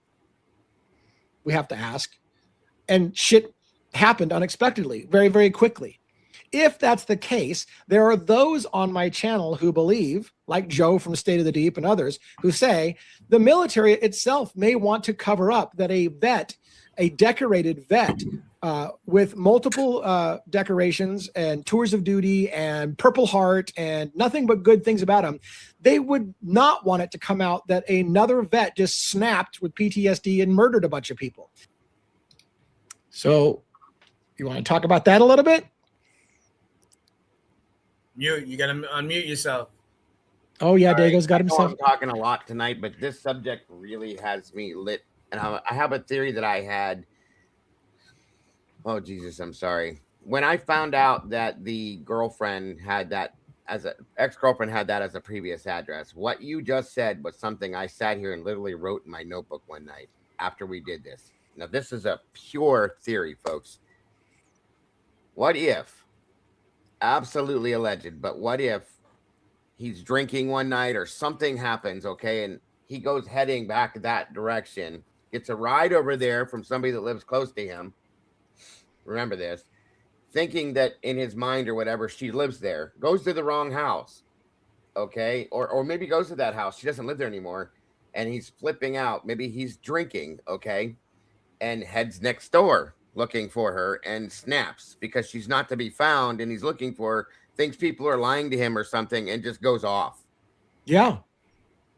I mean, Very I'm just possible. being like, yeah, it's this possible. is absolutely 1,000,001% alleged, folks. But what if is all I'm saying. I've heard of things like this happening, okay? Yeah. Where people get confused, lost, and they just flip, okay? Especially if you have something going on already. I mean, So, he could have and- known them as well. Right. We have not been able to get anything to clarify that, but Yeah. some people in the chat have said he knew Maddie and Kaylee. It's Right. very possible if you see how small that area is. Yes. So again, yeah, guys, and one thing I'm and gonna again, say is, go ahead. Lee, yeah, I'm go sorry. ahead. I was I'm just sorry. Yeah, no, we're both like, oh, we got so much to say. all I was gonna say was that has never been proven, folks. It's nowhere Yeah. close to a fact. It's a theory I came up with after finding out that his girlfriend lived in that house previously. So I'm sorry. Go ahead, Lee. I'm sorry. I'll shut up. And there's, again, along that idea, it's theory crafting. All we're doing is asking questions because, again, that's the same kind of thing they did to try to find a killer. Like, what if it was just this guy over there that seems to have problems with women? There's a misogynist over in WSU. Maybe he's the killer, right? So why is it okay for them to do that and not us to ask questions like, what if Kopacka was in the house? What if Kopacka snapped? What if Kopacka was friends like Kohberger, as I've said that I think that he was? And what if he texted Kohberger and said, hey, dude, I just fucked up. I need some help. Come pick me up. I just got myself into a fucking trouble.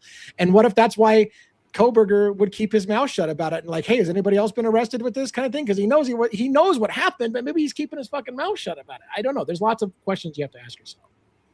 Robin, I see your smoke again. The questions I have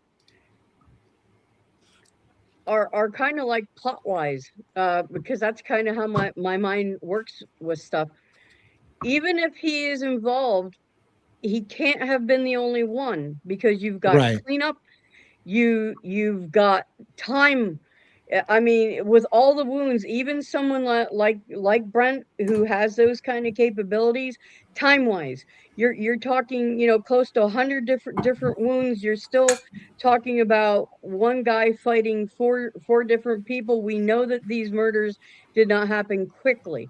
So was he the patsy that they were going to settle on? And what if he was?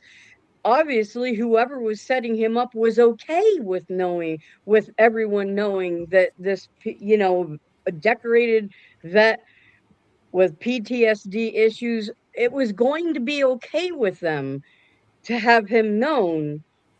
It's like they were purposely potentially throwing him under the bus, making it that he would make sense to be. But then, like you're saying, I'm not sure, was it you, Joe, that said that somebody screwed up and killed him and they weren't supposed to have killed him? Well, that's what DA was saying. DA said, I couldn't remember who said it. Sorry. ADHD strikes again. Yeah, I was theorizing about whether or not Moscow Police Department showed up during that event because they were planning on basically connecting to the 1122, and then somebody accidentally shot and killed him, and then they were like, "Well, now we got damage control because he wasn't supposed to get killed." I do want to say I don't want to spend a lot of time on this, but I'm pretty sure this comment he didn't ask that came up when I said the famous line Brian Kohberger said, "Wasn't anybody else arrested at this?" This statement is going to make me lose my mind because I saw a reporter say on TV that's what he created. That it was Brian Etten. Right. But listen, then other people will say he never said that, and no one ever said that. Well, somebody did say it because it was a reporter that said it. I saw it myself, but it was a reporter. It wasn't Brian Kohberger. And then I've heard other people say, I saw Brian Kohberger say it himself. And yet we are still 3 years later fighting about whether or not he actually said, was anybody else arrested in connection with this? So is it like, can we put it to bed? Because I know a reporter said it. I watched it. It was, I don't know that.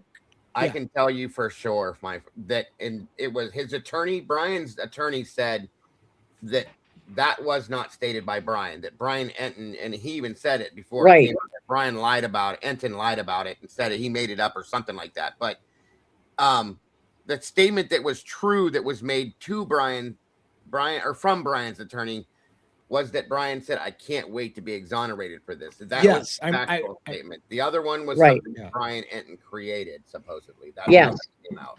Okay, I feel pretty good about that one. I think I'm convinced the only place I've ever seen it is a reporter saying it, right? So it's a Brian Enton thing, and I do remember the attorney saying that Kohberger couldn't wait to be exonerated. I remember that. So. Right. Maybe we can't stop saying Brian Kohberger said this, right? Because it seems to have been an invention by somebody.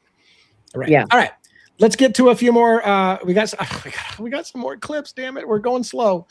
All right, here we go.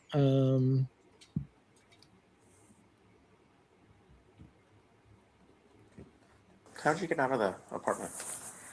I snuck out. I made sure he wasn't in the room, and I got out, and my church friends got me out of there. Okay. We tried to get Christian to tag along, but for some reason he didn't want to tag along. So that part is a little. I'm nitpicking. I snuck out because I made sure he wasn't in the room. Well, he wasn't in the room with you because you had the door shut and he's threatening to put a bullet through your door. So he wasn't in the room with you. Maybe he means he wasn't in the living room. So he made sure he wasn't in the main room and he snuck out, and that's fine. And they tried to get Christian to come with him, but Christian didn't come out right away. That's fine. It makes all sense. That his church friends got him out of the house is bizarre to me. Where the hell did the church friends come in, and how did the church friends get into the house? So that's part of my confusion is like, so your church friends helped you sneak out of the house. Where the hell are the church friends? And again, there's a part in this discussion where he talks about being in a cult or getting out of a cult, and we've already covered some of that stuff about the church stuff. We'll leave it at that. I think I may even replay a little portion where the officer asks him how he got out of the house, and because I focus on a different part of it, I think. But do you guys have any comments about that clip, or you want to just move to the next one? Nope, no comments. All right. I'm talking too much tonight anyway. No, you're not. You're good. Fortunate that it had to end that way. So how did you get out of the apartment? I snuck out. I made sure he wasn't in the room, and I got out, and my church friends got me out of there. Okay. We tried to get Christian to tag along, but for some reason he didn't want to tag along. So,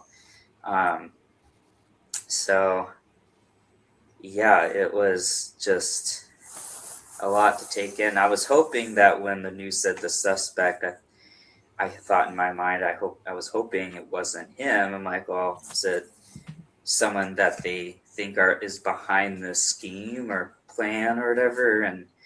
But when I found out it was the guy, I was like, oh, well, that's not what I was expecting. But that whole fucking thing, I keep running it through my head. I'm good friends with Brent. I knew him for 2 months. We're good friends. And now he's referring to him as that guy. When they said the suspect had been shot, I was hoping they weren't referring to him, that maybe it was whoever was behind this whole scheme. And then I found out it was that guy. Not your roommate that I found out was my roommate, or I found out it was Brent. Like, why are you wording it the way you are? Then I found out it was that guy. That guy? I thought that guy was your friend, your close friend for 2 months. Everything about, I'm just nitpicking the piss out of it because it just doesn't, 1 second, he's just referring to him as the suspect and that guy. And the other second, he's like, he's a good friend of mine. I'm really close with him. But he never once. I don't think once does he ever say Brent's name. But they're really close. But I don't think he ever says his name, and he refers to him as that guy. When I heard the suspect was shot, I was hoping it wasn't going to be, but it ended up being that guy. That guy? The guy that you're close with is that guy? Not only that, but what's that shit about the scheme? Maybe it was whoever was behind this whole scheme. That shit's bending my mind. Well, at first I was thinking, I hope it's not my roommate, but then I heard it was that guy. But and I thought, well, maybe it was whoever's behind this whole scheme. What the fuck does that mean? Whoever's behind this whole scheme. Yeah. And where's the follow-up questions? Where are the follow-up? Not a lot of follow-up your church questions. friends got you the fuck out of there. What do you mean? Yeah. Right. Can you explain that? Did they come up? We know that the pastor drove him somewhere afterwards, but the way he says it makes it sound like they came up and helped him sneak out of the place. Right. And how are they doing that? Right. Yeah, thanks for the super sticker, 199 for the Natasha Hill. Thank you so much for the super sticker. And I mean, narrative building at its best. Yeah, and I'm not trying to nitpick the shit out of it, but like, how do you not question things like, well, maybe it was whoever was behind this scheme? I think I ranted about that on a different clip that I didn't share because I was trying to not have to repeat the same clip like 3 times. But several things bother me. Again, He's talking about his roommate who he's close with, and he's like, well, I was hoping it wasn't him, but when I found out it was that guy, why wouldn't you say when I found out it was my roommate? Why wouldn't you even say when I found out it was Brent, I was disappointed? Like, never does he refer to him as Brent. It's just like that guy who was living there. Right. How close could they have been? Not at all, in my opinion. If you know somebody, Jesus Christ, I've known you guys for as long as I've known you, and I know all your names. I'm going to refer to you by your names. Yeah. Period. That's all there is to it. Yeah. There's no other option, in my opinion. Yeah. Yeah. Unless he didn't really live there. Right. Because if he didn't really live there, and all right, so here's something that popped into my head earlier. We've heard rumors. I've seen it in the chat. I've read stuff on Reddit that it's considered or rumored that Brent was, involved with drugs in some way, shape, or form. Yep. Even so far as I've seen theories that he was dealing. Drug dealer, yeah. Right. Now, you have this room, this apartment where apparently there was hardly any furniture, and it didn't present as a place that a bunch of people are living in, right? Could it have been a trap house? Could it have been a drug spot? And they knew he was going to be there. And, that would at least explain like some of the inconsistencies. Like if the guy only knew him through that and didn't really know him well, and it would also explain some of the inconsistencies. Maybe they didn't want it to get out that he didn't live there, because maybe they didn't want it to get out that there was a drug house at the Coffee House Apartments. Yeah, and I gotta say, we're nearing me getting into the dangerous territory where I go off the rails a little bit again, because I've had a insider, if you will, to Moscow telling me to look at a certain area that I have been reluctant to talk about on the channel, but it comes up in this interview, and we're really getting close to it now. So I'm gonna play us out with a few more pieces and go off the rails tonight a little bit. All right, so.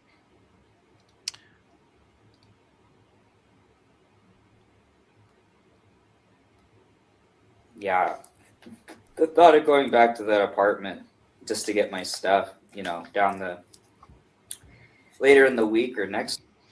And is that an odd statement or not?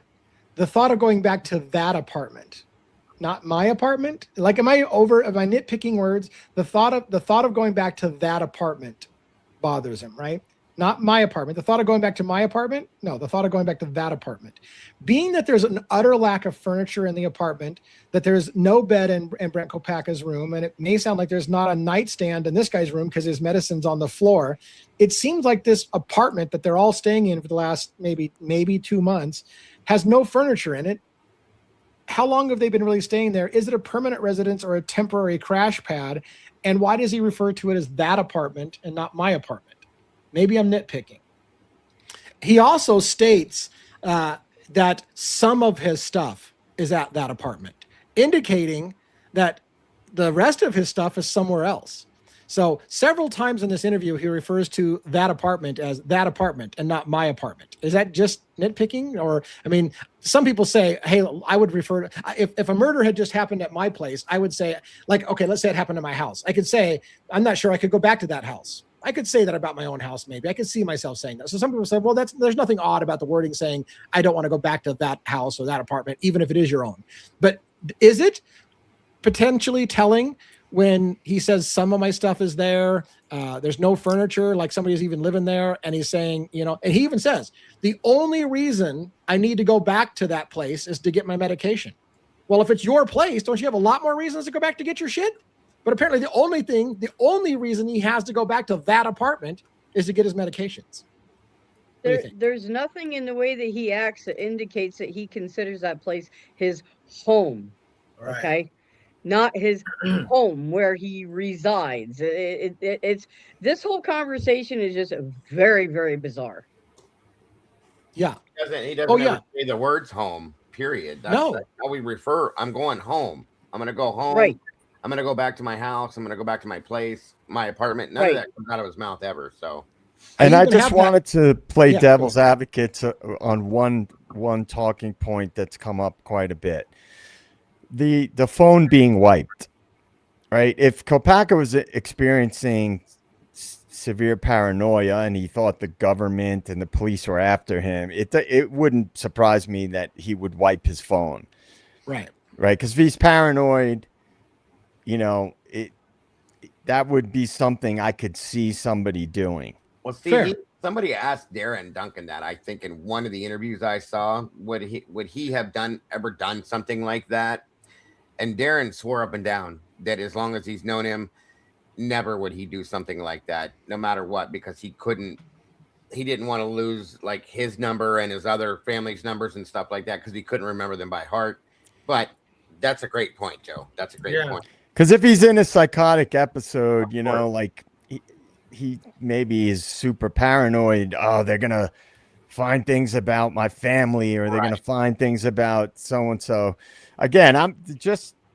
it's great to play devil's advocates with your own positions. And Whitney James, thanks for being a member for a full solid month, getting into your second month. And yeah, these interviews feel a lot like the Dylan Bethany. And so I did have a clip of, remember I said that at some point he says about how he has some stuff over there. Well, we have it right here. We have that clip real quick.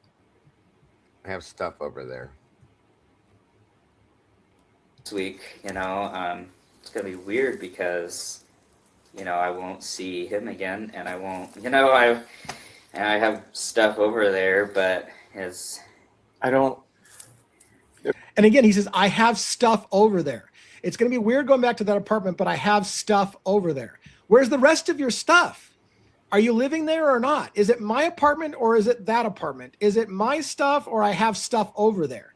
Like, every part of this conversation to me feels like this is a temporary place where these guys are holed up at, not their permanent residence. I have stuff over there. It's going to be weird going back to that apartment, not my apartment. Again, maybe I'm nitpicking. All right. So here's where I'm going to get into I told the members when I did this section, this is shit I'm not going to say publicly. Like, it's just too fucking out there. And here I am going, fuck it, we'll do it live. Because I just decided it was worth a talking point, and I want to hear my panel comment on it. This has to do again with I keep wanting to say an informant. I don't have an informant. I have an insider who lives in Moscow who has been talking to me about protection programs that exist for getting people out of sex trafficking and out of the church cult in the area. You remember this guy said, I just got out of a cult. It's been the weirdest year of my life. I just got out of a cult. So we're going to delve into the idea of, like I said, before this was even aired, before I even saw this interview, I had somebody telling me in Moscow, yeah, there's a whole fucking cult here, atmosphere, and they have extraction options for people to get out of the cult if they're in it. This guy says, I just got out of a cult. Is that what this house was? And let's talk about it after you hear this receipt.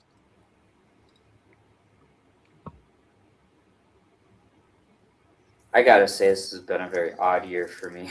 I mean, Are you a student? No. No. I'm an entrepreneur, singer, but I'm not a student now. This is just, I'm gonna be honest. It's just this has probably been the weirdest year of my life. It's probably the oddest year of my life, my whole life. And so much has happened, and not even a year's time. From getting out of a cult to now this. I mean, full stop. This has been a really weird year, less than a year. The weirdest year of my life. I just got out of a cult. These for me are red flags. That's just it. I'm not saying the story is not true. I'm just saying these are red flags. I don't understand what appears to be temporary living situation of these three guys, all of which apparently, if you believe this, and again, I haven't seen Christian's interview, That's I'm sure on the data dump I just got. I got 50 gigabytes or more of data dumped on me with body cameras. So I'm sure when the officer says I got to go next door and interview Christian or whatever, that's going to be another body camera footage I'm going to see. But you've got a group of guys living together with schizophrenia, bipolar disorder, all kinds of mental health disorders, with no furniture in their place. This guy is going through the weirdest time of his life, in which he just got out of a cult. Now, I'm going to riff on something for members only. This is, it's members only, right? I've got somebody in Moscow that tells me there's a major sex trafficking, drug trafficking, and cult-like religious behavior in Moscow, Idaho. And that I've been told, and I don't have the receipts, so I'm telling you, I don't have the receipts, that there is witness protection all over that town by the federal government for people who have gotten trapped in this cult. I've heard this on the down low. Before this interview, I was told that there are relocation houses and witness protection houses in the area because there's a church that's running some kind of crazy cult and sex trafficking and all kinds of shit, and that people who want out of that system can get witness protection and put in places. Now, maybe I'm running way fucking too far down the road for this, but this guy just told you he just got out of a cult, and it's been one of the weirdest years of his life. If there's any truth to the rumor that I'm hearing on the down low, that there is a cult, religious organization type cult-like material, and that the FBI and other places, our government agencies, are in the area helping people get out of this cult and into safe houses, is this apartment where these guys at a safe house? And did they come out of a cult together? Is that what's going on? Is that crazy? So what do you guys think about that concept? So far? Well, is the cult alleged in Moscow? Yes. Because I mean, you're not doing a great job of witness protection if you're putting them 3 miles away, 4 miles away. There's a 12 miles, but it's not just that. Like, it would be a temporary situation, right? Like, so maybe there would be a permanent, I don't know. I'm just asking the question. Could it have been a temporary type situation? The fact that he says, I just got out of a cult, and I was in a mental facility. He also says that. Did they stick a bunch of guys who got pulled out of a similar situation together in some little temporary holding place while they figure out a long-term solution for them? That's what I'm asking. Very possibly, yeah. Someone in the chat mentioned that they were sure that was I forget their exact words, like a halfway house type of a thing. That location where they were at, which is very possible, but it still doesn't explain the no furniture, Right. Yeah. Plus, they would have to have a caretaker, I would imagine, in the middle of that situation for a halfway house, I would think. All right, let's finish up with my crazy conspiracy theory question. I think we're very near the end of this, my clips, and then we can close out with last thoughts. Yeah, I have very little left. All right. But to finish my thought, did these guys get extracted? Is that house, is the apartment at the Coffee House Apartments, is there any part of uncraziness that says these guys could have been extracted from a cult? He literally said, this is the weirdest year of my life. I just got out of a cult. Is that the common connection with these guys, and why their apartment is just a temporary living situation with no furniture? Is that they were literally just got out of an extraction type event from a cult and were staying in this apartment? It would make some sense to me. And I'll admit, some sense is the key word. It doesn't make entire sense. I feel like he died in vain because I think the public thinks. Oops, I just played my video again. Let's remove that. There we go. So thanks for sticking with me for like a full 2 hours of going through those clips. But those are Those are the clips I found interesting in the first 40 minutes of the like 50 hours of body worn coverage that they dumped on me today. So maybe I need to stop having so many questions. Someone in the chat commented on what Dago said, and I wanted to add something to that. They said, well, if it was a halfway house type of thing, then they'd have someone that would visit them there to check on them, which is true. Yeah. But that could be the case. I mean, it could, for all we know, Kopaka could have been in treatment. Yeah. You know, because it's very, very common if people have severe mental illness and PTSD, they get involved with drugs. It's self-medicating, drugs and alcohol. So it's a stupid thing to say, but since you just brought it up, okay. So if they have a contact, if they get extracted and they have a contact, and they're getting extracted from Moscow, a church cult in Moscow, could Fry and Payne and whatever had a reason to go check on their guys that have gotten just out of the cult in Moscow, Idaho, and are over in Pullman in a halfway house? Could that have been? I mean, is that crazy to ask the question? Not even close. No, not even close.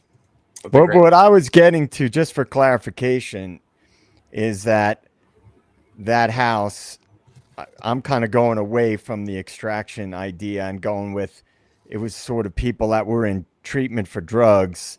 And that was sort of like their little, you know, somewhat of a halfway house. Because if Kopaka could have been in that same situation, these guys could have been in that same situation. And there's a mental health component where they're getting meds and someone, you know, checks on them and makes sure that they're taking their meds, things like that.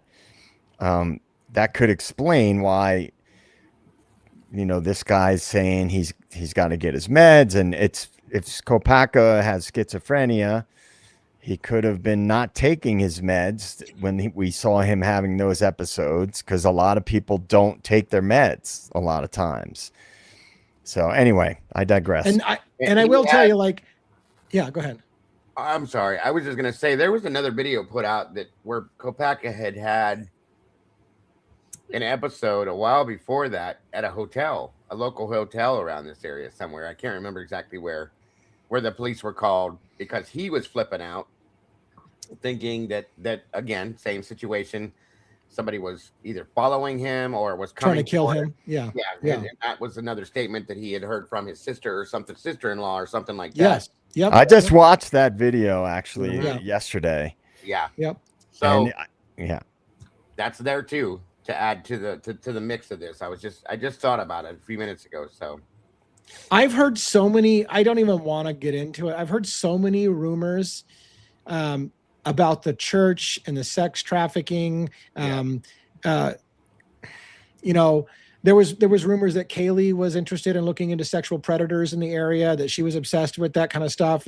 And some people say, well, did she stumble upon a sex trafficking ring in the area? Like, we need another theory, like I say, like a hole in the head. But there's theories that Kaylee got wind of some of the sex trafficking in Moscow through the church and things like this. And like, it's just so much, but this is what we do, right? We sit there and we ask questions, and then we get better follow-on questions. Like, oh, okay, so now that we know this happened, let's get the body-worn camera footage from this night or this event or whatever. So every little clue leads to another clue to look at. And if it all dries up, then it all dries up. But we're pulling threads, as Joe says.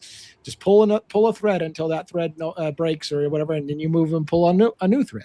You know, there's something interesting, you guys, that I was watching Miss Potts before I came here, right? She was reading through all the documents. How I missed it, I don't know. But at one point, she's reading through, they're talking about Brian Koberger, and she hits this point where they're talking about this situation that Brian had looked into or something like that when he was at DeSales about, it was called Cash for Kids. Oh, I was going to say, is it going to be the Cash for Kids? Yeah. Scandal thing. So one more little piece of whatever you want to add to that situation. I just was like, wow. Okay. Yeah. For those who aren't familiar with the Cash for Kids thing, Koberger was apparently and I think it was a Pennsylvania case. I think Cash for Kids was a Pennsylvania case. 2 judges, if I recall, so correct me if I'm wrong. 2 judges basically in a documentary that exposed, the 2 judges were basically engaging in a deal where they would help convict juveniles and send them to juvenile detention centers for correctional measures on the flimsiest of evidence, because they were getting kickbacks. They were getting paid to send children to detention, essentially. And so they found out that these judges were taking kickbacks and were basically sending kids and giving them criminal records for kickback money because there was good money to do so. And so it was called Cash for Kids. And where Kohberger comes in is Kohberger allegedly had a download of that video file, the Cash for Kids documentary, on his computer. Now, here's the thing that busts me up every single time. The dude's into criminology. That's what he does. He's interested in crimes. He's in Pennsylvania where the crimes happened. I think it was a Pennsylvania crime. And yet, just like mainstream media bullshit, oh, look at this creepy guy was into this Cash for Kids shit. Right. It's a fucking criminal case in his state. And it's like the media will spin any fucking thing they can to show guilt. So early on, it was one of those other things. Look at this creepy motherfucker has this Cash for Kids thing on his computer. Well, they won't look at it the other way, where he could have been looking into it to try to investigate it, to try to find out if there was more situation. I mean, that's what he was probably more than likely doing, you guys. Yeah. Nothing like what they said. I mean, it's ridiculous. So how about you guys remember this one?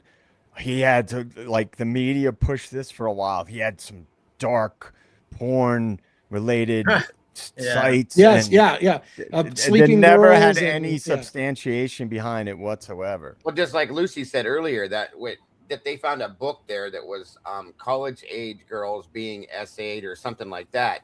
And they're probably thinking that's weird porn too, but it's actually part of his studies more than likely. 90% of what they found on his phone and in his apartment was more than likely based on what he was studying. You know what I mean? Yeah. So right. It's ridiculous. Where's the common sense? I mean, come on.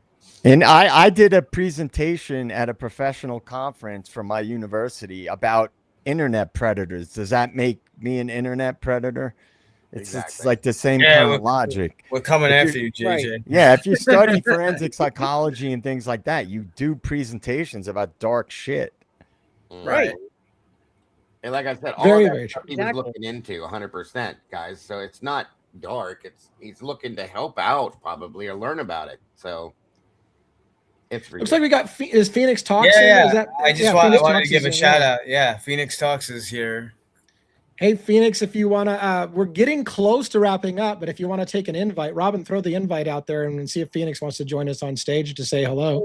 If not, she doesn't have to do so. But when I saw Phoenix Talks jump into the chat, thought I'd give Phoenix a shot to jump up here on stage with us if she chooses to do so. So there's the link for StreamYard if you want to jump backstage on another night. She's going to come up on another night. Okay, we also got 5 memberships were gifted by Jules. Yeah, I was meaning to. Yes, thank you so much for the memberships. For those who don't know, you do need to make sure you've got memberships turned on so that you can receive gift memberships when somebody does that.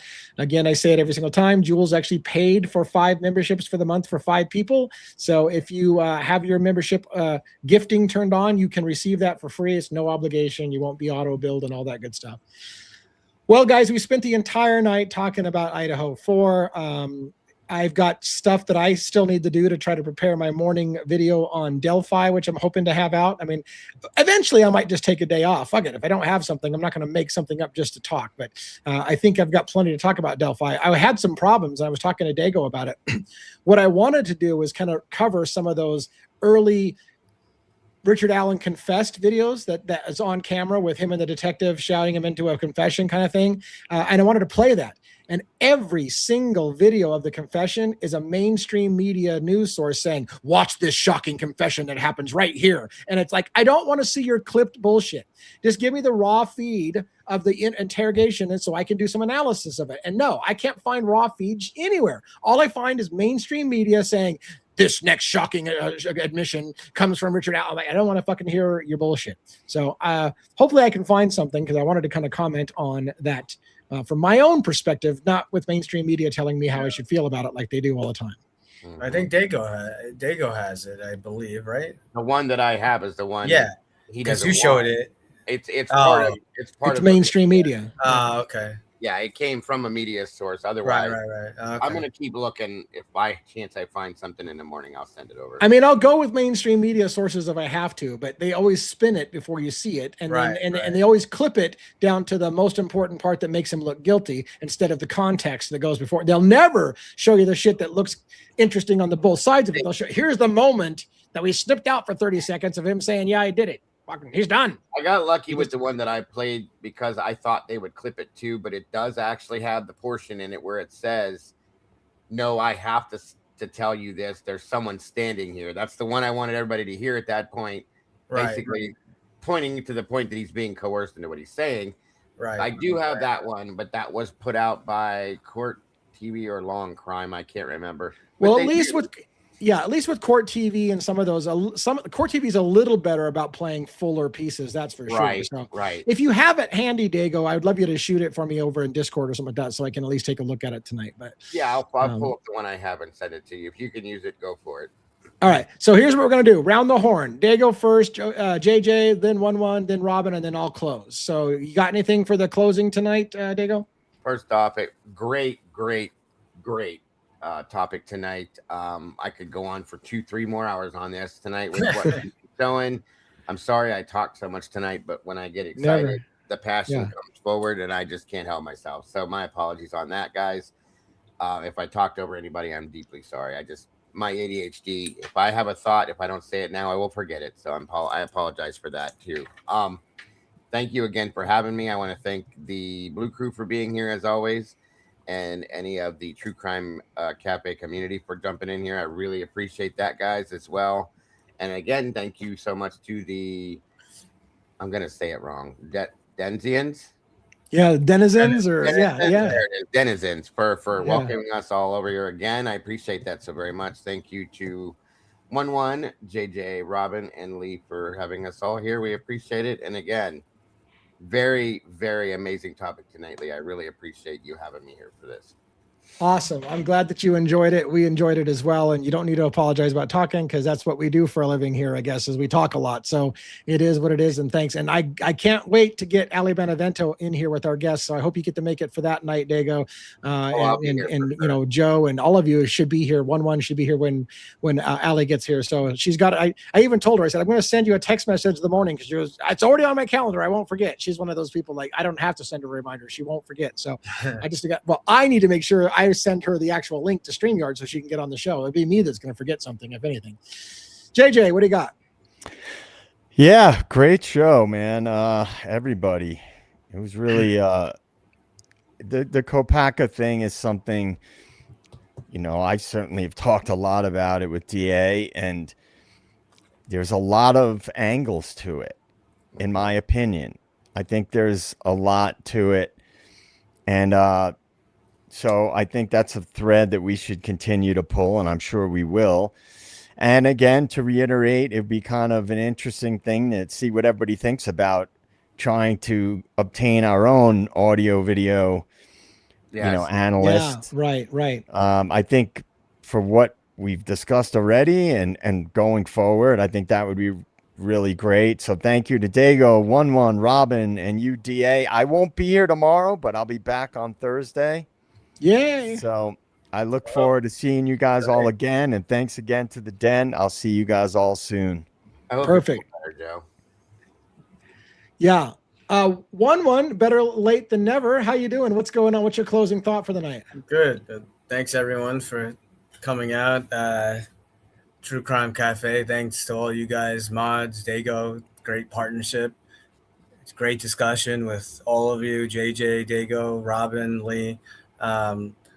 Lee, you have amazing videos, amazing content coming out. I love all of it. And thanks to our amazing community, you know, that the donations and stuff that you're putting forth with this for the GoFundMe, you know, where it's being used for good, and you know, it's being used for the show, it's being used to go over these talking points.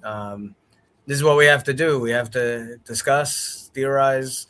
I agree with JJ, the Kopaka angle. There's multiple threads, angles to look at with that.